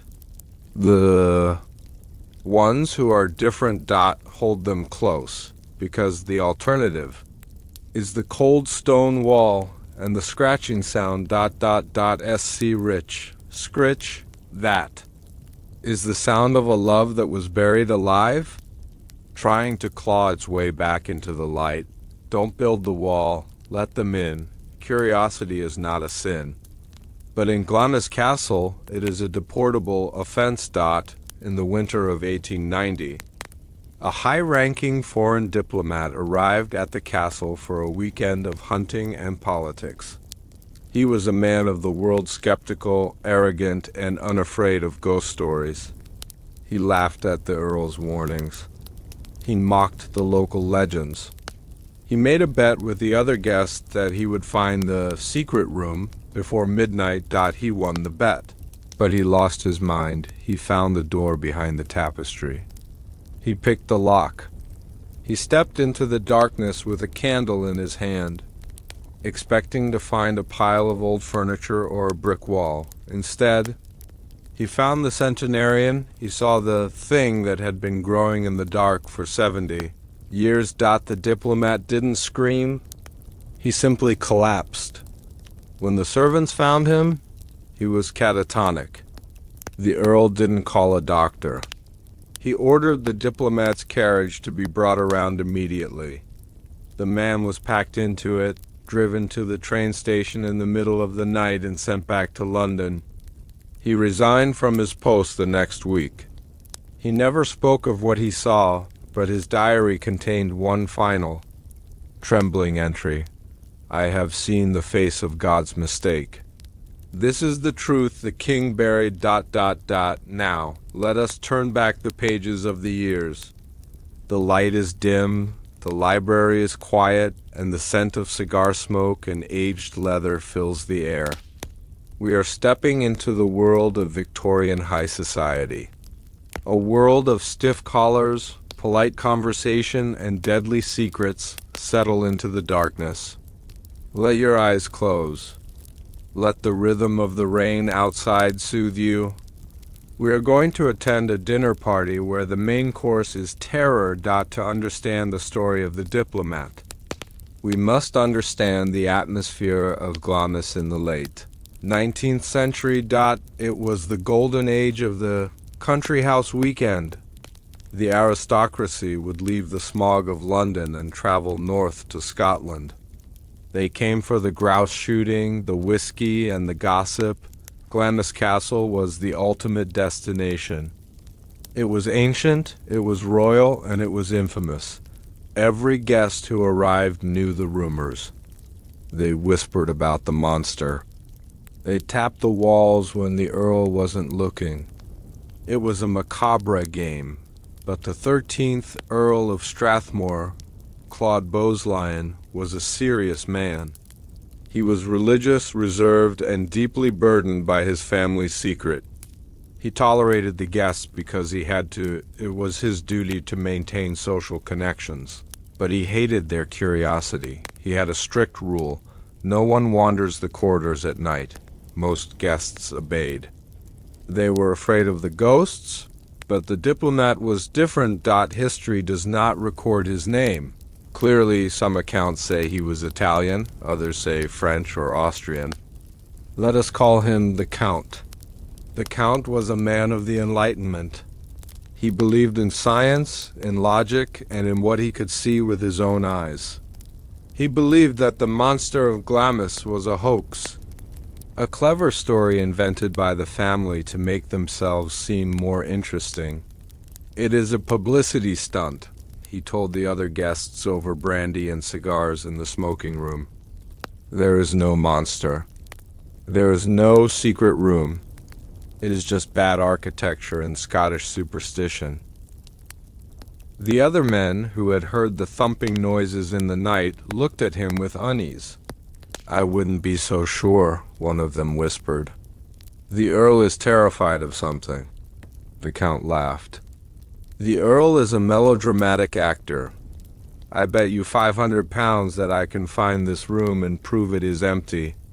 The bet was made, and fate began to turn its gears. It was past midnight. The castle was silent. The Earl had retired to his chambers. The servants had gone down to the kitchens. The Count took a silver candelabra. He stepped out of his bedroom into the cold stone corridor. Imagine the sound of his footsteps. Click, click, click. The leather solace of his shoes on the flagstones. He wasn't afraid. He was excited. He felt like a detective about to solve a crime. He had been studying the castle's layout for 2 days. He had noticed the discrepancy in the square tower. He knew where the void had to be. He walked toward the tapestry we mentioned earlier. The one depicting the hunt. He lifted the heavy fabric. Dust motes danced in the candlelight. Behind the tapestry. There was a door. It wasn't the bricked-up wall from the earlier legends. This was 1890. Perhaps they had installed a new door for the keeper to enter. Or perhaps he found the service entrance. The one used to deliver the food. It was a heavy oak door, banded with iron. It had a large, complex keyhole. The Count took out a set of lockpicks.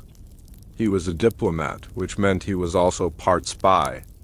Opening locked doors was part of his trade. He knelt down. He worked the pick into the mechanism. Scrape, click, the lock was old. It yielded easily. The Count stood up. He took a deep breath. He prepared himself to find a broom closet or a pile of old paintings. He prepared his witty remark for breakfast the next morning. He turned the handle. The door swung. Inward with a groan that sounded like a dying animal. The air that hit him first was the smell. We have spoken of the smell before, but to a man used to perfume and lavender water, it must have been like a physical blow. The stench of unwashed age, of rot, of musk. The Count raised his candle. He stepped across the threshold. Hello? He called out, his voice echoing in the stone chamber. Is anyone there? At first, the room appeared empty. Just shadows and dust, but then the shadows moved. Dot in the corner of the room. Sitting on a low stool was the figure. Dot by 1890. Thomas was 70 years old. The Count lowered the candle, trying to see better. The light fell upon the face of the prisoner. What happened in that second is a collision of two worlds. The world of logic, science, and politics met the world of primal, ancient horror. The Count's brain could not process the image. He saw a man who was shaped like an egg, a man with a beard that carpeted the floor, a man with eyes that were black pools of infinite depth. Thomas looked up. He didn't growl. He didn't attack. He simply looked at the intruder with a mixture of confusion and curiosity. He hadn't seen a stranger in decades. He reached out a hand with fingers that were long, pale, and twisted. The Count saw the hand reaching for him, and his reality shattered. He realized in that instant that the stories were true, that the monster was real, that the Earl was not a liar, but a jailer, and he realized that he was standing in a room that did not legally exist. Looking at a man who was legally dead, the psychological shock was too much. The Count dropped the candelabra. The room plunged into darkness.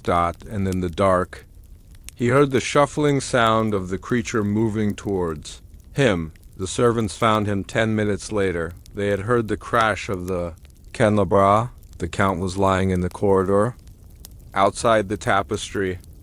The door was closed. Had Thomas closed it? Or had the Count managed to pull it shut? The Count was conscious, but he wasn't speaking English.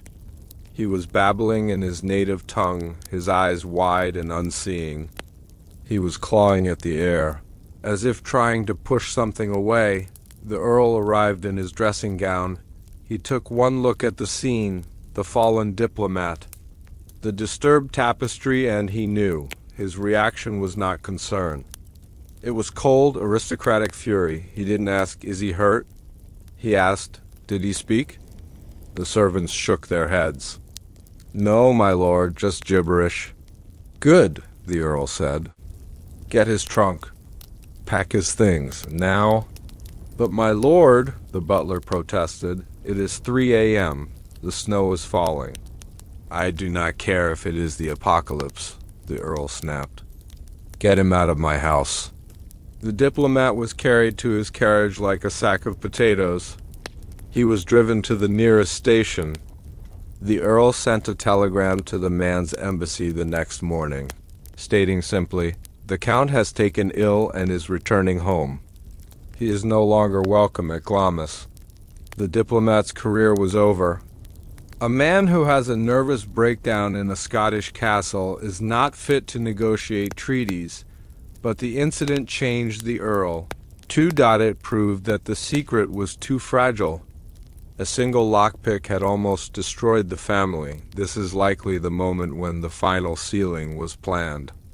The moment the Earl decided that a locked door was not enough. That only a brick wall would do. Let us analyze the aftermath of the diplomat's discovery. Why didn't he talk?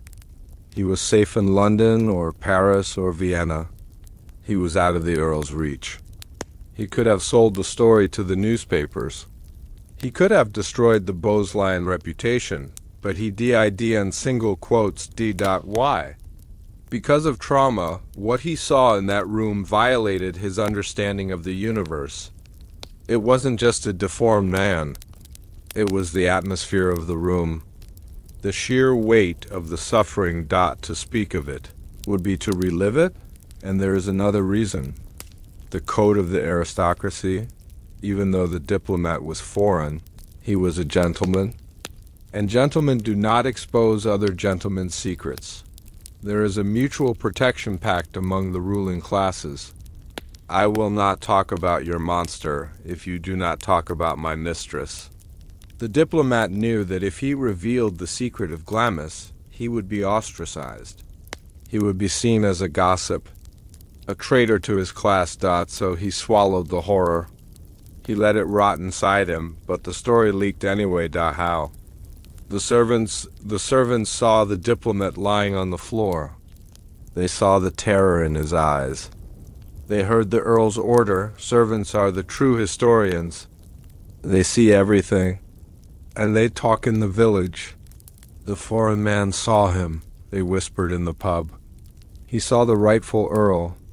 This incident confirmed to the outside world that the monster was still alive in 1890, but let's look at the Earl's perspective. The 13th Earl.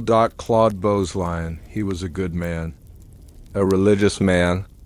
He hated lying. Imagine how he felt when he saw the diplomat on the floor. He must have felt a terrible exhaustion. Will this never end? He must have thought. Will I have to be the jailer forever? He knew that as long as Thomas was alive, the family was sitting on a powder keg. This incident likely hardened his heart. Before this, perhaps he allowed Thomas some small mercies. Maybe the door was left unlocked sometimes. Maybe he allowed him more light, but after the diplomat, the security would have become maximum. The squint was likely blocked up. The feeding hatch secured with new locks. The diplomat's curiosity made Thomas's life worse. It is a tragic rule of prison life. Whenever someone tries to break in or out, the regime gets stricter. Thomas, sitting in the dark, probably wondered why the food came later. Why the voices in the hall stopped. He didn't know that a man in a tuxedo had tried to save him or find him, and failed. He only knew that the silence got deeper. There is a philosophical question here about forbidden knowledge. The diplomat wanted to know the truth. He bet money on it. He picked a lock for it, but when he got the truth, it destroyed him. This is the central theme of the Glamis legend. The truth is not a prize. It is a burden. The Earl once told a guest, "If you could guess the nature of the secret, you would not ask to see it. You would get down on your knees and thank God it is not yours." The diplomat learned this lesson the hard way. He opened the door expecting a prank, and he found a tragedy. He opened the door expecting a ghost, and he found a human being who had been turned into a ghost by his own family, and in that moment, the diplomat became part of the conspiracy. By running away, by keeping silent, he became another brick in the wall. He protected the king's secret, just as much as the Earl did. This is how conspiracies survive, not just through the actions of the perpetrators, but through the silence of the witnesses. Every person who saw the monster and didn't speak, every workman who took the money, every diplomat who ran away, they all helped to keep Thomas in the dark. It was a collective failure of humanity. The diplomat died a few years later. Some say he died of brain fever. Others say he drank himself to death, but the story of the wrong door became a legend in diplomatic circles. It became a warning to young ambassadors. Do not pry into the secrets of the British, but what about the door itself? Where is it now?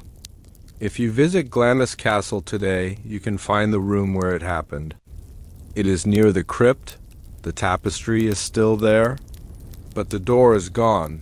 The 13th Earl, or perhaps his son, made sure of that. They removed the wood. They filled the archway with stone. They plastered over it so perfectly that you cannot tell it was ever there, but thermal imaging tells a different story. Scans of the castle have shown anomalies in that wall. Cold spots, hollows. The space is still there. And inside that space, the air from 1890 is still trapped. The breath of the diplomat. The gasp of horror. It is all sealed in there, suspended in time. The wrong door is a metaphor for the things we refuse to see. We all have doors in our minds that we are afraid to open. Doors that hide our own family secrets, our own shamas. We stand outside them, like the diplomat, holding a candle, and we have a choice. Do we turn the handle, or do we walk away? The diplomat turned the handle, and it ruined him. But Thomas was waiting for someone to turn it for 70 years. He waited for a face that wasn't a jailer's, and when that face finally appeared, it looked at him with horror and fled. That must have been the final heartbreak for the monster to be seen. Finally, and to be rejected instantly to realize that you are so broken that even a stranger cannot bear to look at you, that rejection is colder than the stone floor. It is sharper than the winter wind. So, tonight as you drift into sleep, imagine a door, a heavy oak door with an iron handle. It is locked, but you have the key. What will you do? Will you open it and face the monster? Or will you leave it locked and live in the comfort of the lie?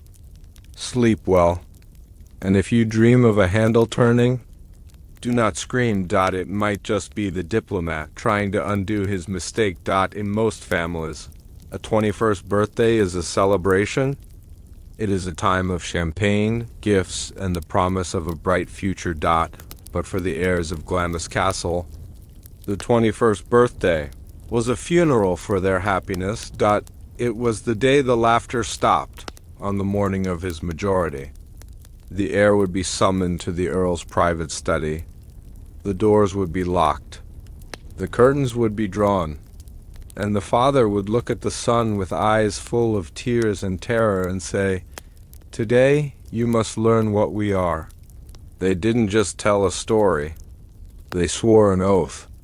A blood oath, taken on the family Bible, binding the young man to a conspiracy of silence that would last until his dying breath. Witnesses said that young men went into that room vibrant and full of life, and came out an hour later looking like old men. They never smiled again. They never spoke of what they heard. They simply carried the weight of the stone tower on their shoulders. They weren't just protecting a reputation. They were protecting their souls from eternal damnation. This is the truth the king buried. Now, let us turn back the pages of the years. The light is dim, the chamber is quiet, and the scent of aged parchment and stale tobacco fills the air. We are stepping into the Holy of Holies. The room where the truth was whispered. Settle into the darkness. Let your breathing slow. We are going to witness the transfer of the burden. To understand the oath, we must understand the psychology of the Victorian aristocracy. Honor was everything. A gentleman's word was his bond. To break an oath was to destroy oneself, but the oath at Glamis was different. It wasn't just about honor. It was about survival. There is a famous story involving the 13th Earl, Claude Beaulion. He was a kind man, a family man. He had many children, but visitors noticed a shadow over him, a profound, unshakable melancholy. One day, a close friend asked him, "Claude, why do you look so sad? You have wealth, you have a title, you have a beautiful home. What is wrong?" The Earl looked at him and said famously, "If you knew the nature of the secret, you would not ask. You would get down on your knees and thank God that it is not yours." This quote is the key to the mystery. It tells us that the secret wasn't just, "We have a deformed relative." That is sad, but it is not soul-destroying. The secret was something worse, something that required a religious vow to keep contained. Let us imagine the ritual of the 21st birthday. The heir, let's call him Lord Glamis, wakes up on his birthday. He expects a party, but the mood in the castle is somber. His father calls him into the library. Also present is a third man, the factor. The factor is the estate manager, the man who runs the finances. Tradition held that only 3 men alive could know the secret: the Earl, the heir, and the factor. Why the factor? Because someone had to pay the bills. Someone had to sign the checks for the extra food, the wall repairs, the bribes to the workmen. The Earl couldn't do the dirty work himself. He needed a practical man. So the 3 men stand in the library. The factor holds the Bible. The Earl speaks. My son, he begins, you think you are the heir to a great fortune, but you are actually the heir to a great crime. He tells him about Thomas Dot. He tells him about the fake funeral in 1821. He tells him about the bricked up room, but then he tells him the implication. This is the part that terrified them. If the truth came out, the family would lose everything, not just their reputation. They would lose the title. Technically, Thomas was the Earl. His father was the Earl. The man standing there, the father telling the story, was a fraud. He had been using a title and spending money that legally belonged to the prisoner in the tower. This is fraud on a massive scale. It is treason against the peerage. If the crown found out, the Bosline family could be stripped of their lands. They could be sent to prison. They could be destitute. So the oath wasn't just about hiding a monster. It was about protecting the loot. You must swear, the father would say, that you will never reveal this. Not to your wife, not to your priest, not to your children until the eldest turns 21. You must carry this to your grave. If you speak, you destroy us all. The young man, trembling, would place his hand on the Bible. I swear. And in that moment the boy died, and the keeper was born. The change in personality was immediate. There are letters from wives of the heirs. Women who married these young men, they wrote to their sisters, my husband has changed. Since his birthday, he is silent. He stares out the window at the tower. He wakes up screaming in the night. He won't tell me what is wrong. He says he has sworn an oath. Imagine being married to a man who cannot tell you the source of his pain. It created a wall of silence that ran through the marriage bed. The wives knew there was a secret. But they also knew that asking about it was forbidden. This is the curse in action. It isolated the men. It made them lonely, even when they were surrounded by family. They were the only ones who knew that the monster wasn't a legend. They knew he was a brother. The oath extended beyond the family. We spoke of the workmen and the diplomat. But what about the servants? The staff at Glamis were local people. Their families had served the earls for generations. They swore a different kind of oath, an oath of loyalty mixed with fear. The earl would gather the senior staff, the butler, the housekeeper, the head gardener. You hear nothing, he would tell them. You see nothing? The noises in the night are the wind. The food on the tray is for the dogs. If you speak of this, you will not only lose your position, you will be evicted from your cottages. You will never work in Scotland again. This was economic blackmail, but there was also a genuine loyalty. The Scots are fierce about their clans. The Earl was their chief, even if he was hiding a monster. He was their Earl. They would protect him from the prying eyes of the English and the press. So, a cone of silence descended over the valley of Strathmore, villagers knew. But they didn't talk to outsiders. If a journalist came from London and asked about the monster, the villagers would close ranks. Monster? They would say, innocent faces. There is no monster here, sir. Just a drafty old castle. They protected the secret because it was their secret, too. It made them special. It made Glamis unique. But the burden on the factor of the third man was perhaps the heaviest. He wasn't family. He was an employee. He didn't have the blood tie to justify the crime. He was just doing a job. There's a story of a factor in the 1880s who tried to resign. He went to the Earl and said, I can't do it anymore. I can't sign the checks. I can't listen to the screaming. The Earl looked at him and said, you swore an oath. You are in this as deep as I am. If I go down, you go down as an accomplice. The factor stayed, but he began to drink. He was found dead a few years later. A hunting accident, or was it? The oath of silence had a clause, death before dishonor. If someone looked like they were going to break, the system would correct itself. This adds a layer of mafia-like menace to the story. The Boslians were not just sad aristocrats, they were enforcers.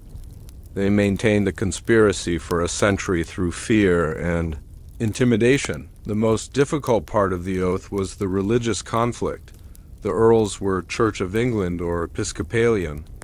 They believed in God, they believed in Judgment Day, they knew that lying was a sin. They knew that denying a child baptismal rites or faking a death was a grave offense against heaven. So, how did they rationalize the oath? They convinced themselves that the oath was a religious duty. They told themselves that Thomas was a punishment from God, that hiding him was an act of penance. We are bearing this cross, they thought. We are suffering in silence to protect the world from the monster. They turned their crime into a martyrdom, but the guilt needed an outlet. There is a legend that the Earls of Glamis always had a private chapel where they prayed alone. Servants would hear them. Weeping behind the door, they were confessing, not to a priest because the oath forbade it, but directly to God. Forgive me. I am keeping my brother in a cage, but I must. Imagine the psychological torture. Believing you are going to hell, but feeling you have no choice.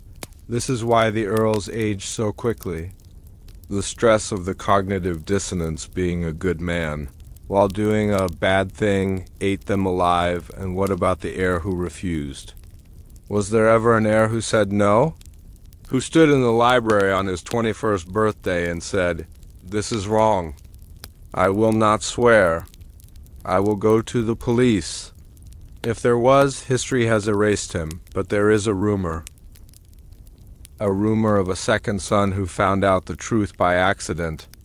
He wasn't the heir, so he wasn't sworn in. He threatened to tell. He was promptly sent away. For his health. To Switzerland. Or America, the family had mechanisms to deal with leakers. Exile was the kindest option. The asylum was the cruelest dot. The oath was a binding contract that superseded all other laws. It created a state within a state. Inside the walls of Glamis, the laws of the British Empire did not apply. The only law was the will of the Earl. Now, let's look at the end of the oath. When did it stop? It likely stopped in 1904 or shortly after, when Thomas died, circa 1921. The immediate necessity of the oath vanished. There was no longer a living being to hide. The secret shifted from, we are hiding a man, to we did hide a man. The danger was less immediate. The 14th. The Queen Mother's father was likely the last one to be fully initiated into the cult of the monster, but he didn't pass it on to his sons in the same way. Why? Because the world had changed. The modern era didn't respect old oaths. And perhaps he wanted to break the cycle, or perhaps he simply bricked up the room and said, "It is finished." However, the silence didn't end.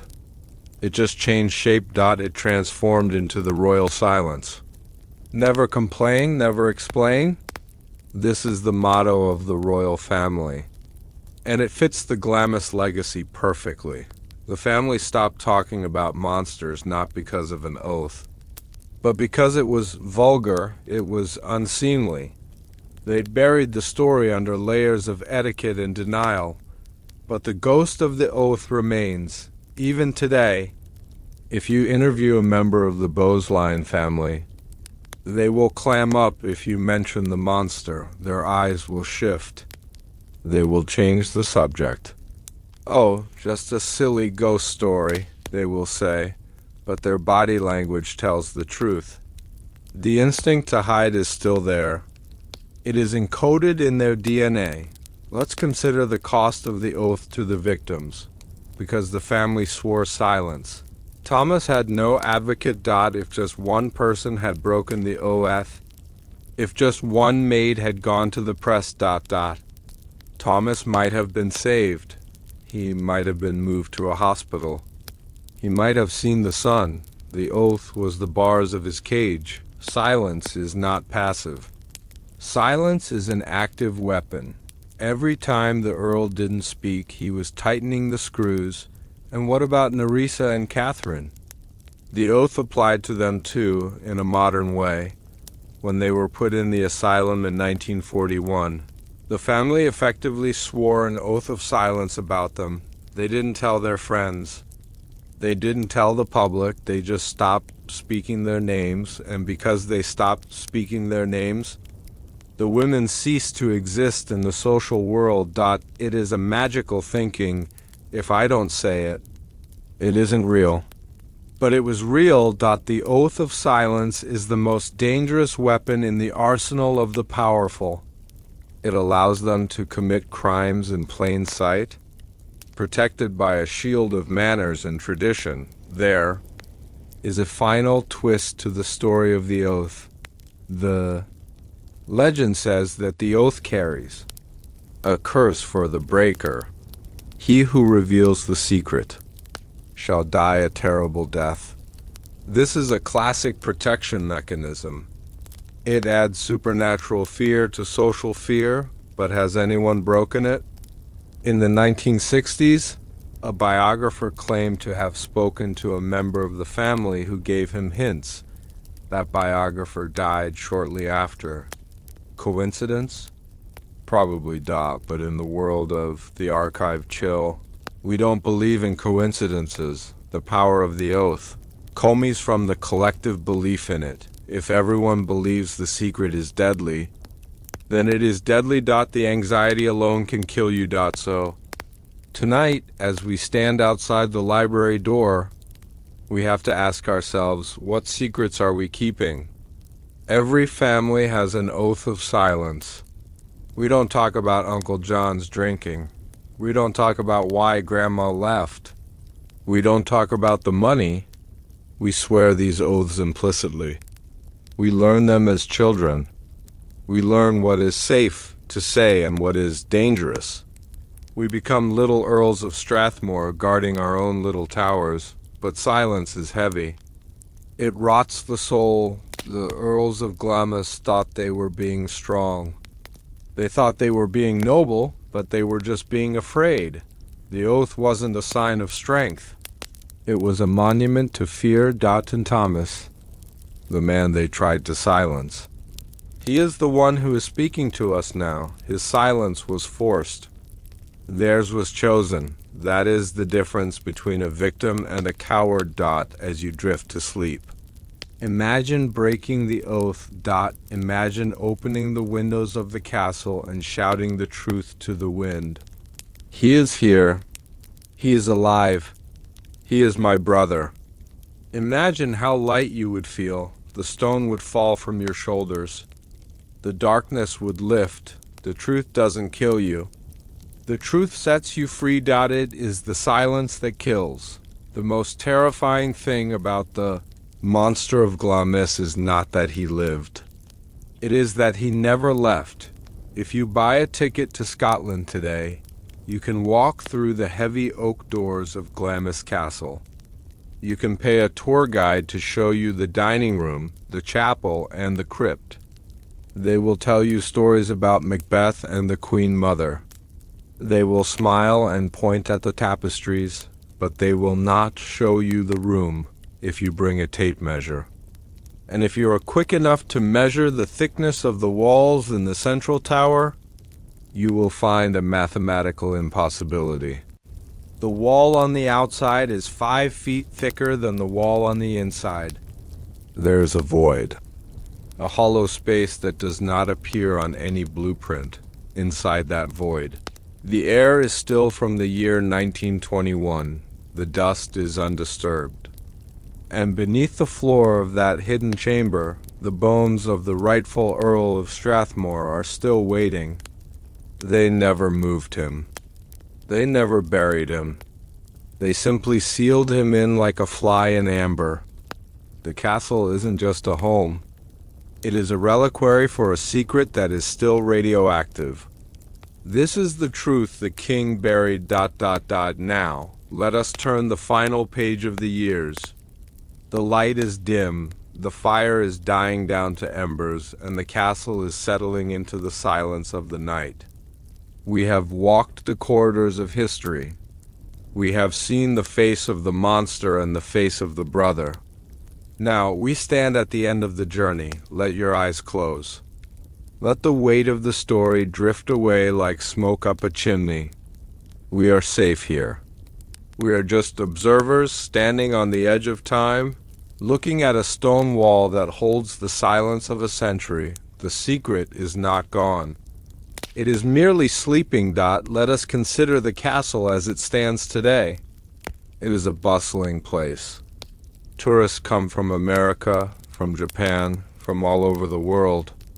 They take photographs. They buy souvenirs.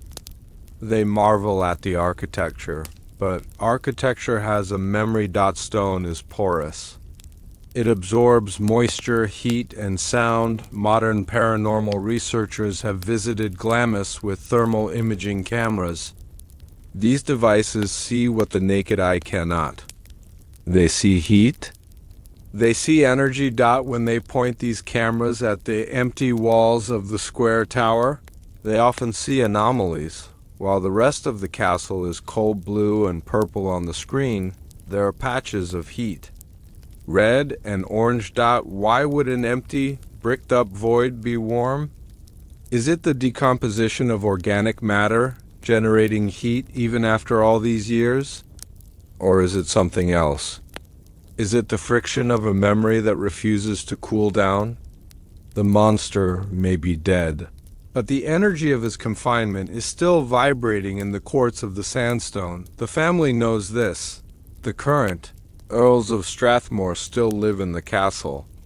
It is their private home. Imagine living in a house where you know for a fact that your great-great-uncle is walled up in the guest wing. How do you sleep? Do you avoid that corridor at night? Do you tell your children not to play near the thick wall?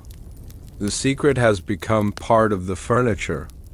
It is the elephant in the room that has been painted over with wallpaper. But the silence of the family tells us everything we need to know. If the room was empty. If it was just a myth, they could prove it in an hour. They could hire a mason. They could drill a small hole. They could insert a fiber optic camera and show the world. Look, it is just dust. There is no monster. There are no bones. It would end the rumors forever. It would clear the family name, but they don't do it. They refuse every request. They deny every application for a scan. Why? Because they know what is in there. They know that if they drill that hole, they won't find emptiness. They will find the truth. They might find the wooden toy soldier. They might find the scratches on the stone. They might find the skeleton of a man with a curved spine and a barrel chest, wrapped in a rotting sheet, and if they find that, the fairy tale ends. The archive chill becomes a forensic crime scene. So the wall stays up. And in a way, that is fitting. Thomas Bowes-Lyon lived his life in the dark. It is only respectful that he rests in the dark. He has become the spirit of the castle. When the wind howls around the turrets of Glamis, it doesn't sound like normal wind. It has a rhythm, thump, drag, thump. It is the heartbeat of the building. As you lie in your bed tonight, listening to the silence of your own home, think about the spaces between. Think about the gaps between the walls, the space under the floorboards, the attic door that is nailed shut. We like to think we know our homes. We measure them. We decorate them, but every house has secrets. Every house has memories. Glamis is just the loudest echo, the story of the monster, teaches us that you cannot bury the truth forever, but you can learn to live with it. The Bloodline family learned to live with their ghost. They integrated him into the foundation. He supports the roof they sleep under. In the end, he became the most important member of the family. He is the anchor. And he is still waiting. Waiting for the day when the mortar crumbles. Waiting for the day when the truth is finally spoken. Aloud, not in whispers, but in the light of day. Until then, he paces. In the dreams of the visitors, in the thermal scans of the researchers, and in the stories we tell in the dark. The monster is dead. Long live the monster. Now, let the image of the castle fade. The stone walls are turning to mist. The heavy iron doors are dissolving into shadow. The cold wind of Scotland is replaced by the warmth of your blankets. You are far away from the secret room. You are safe. The brick wall is gone. The space is open. There is nothing hiding in your dark. Only sleep. Drift down now. Deep down. Into the archive of your own dreams, where the secrets are safe, and the silence is a friend. Good night.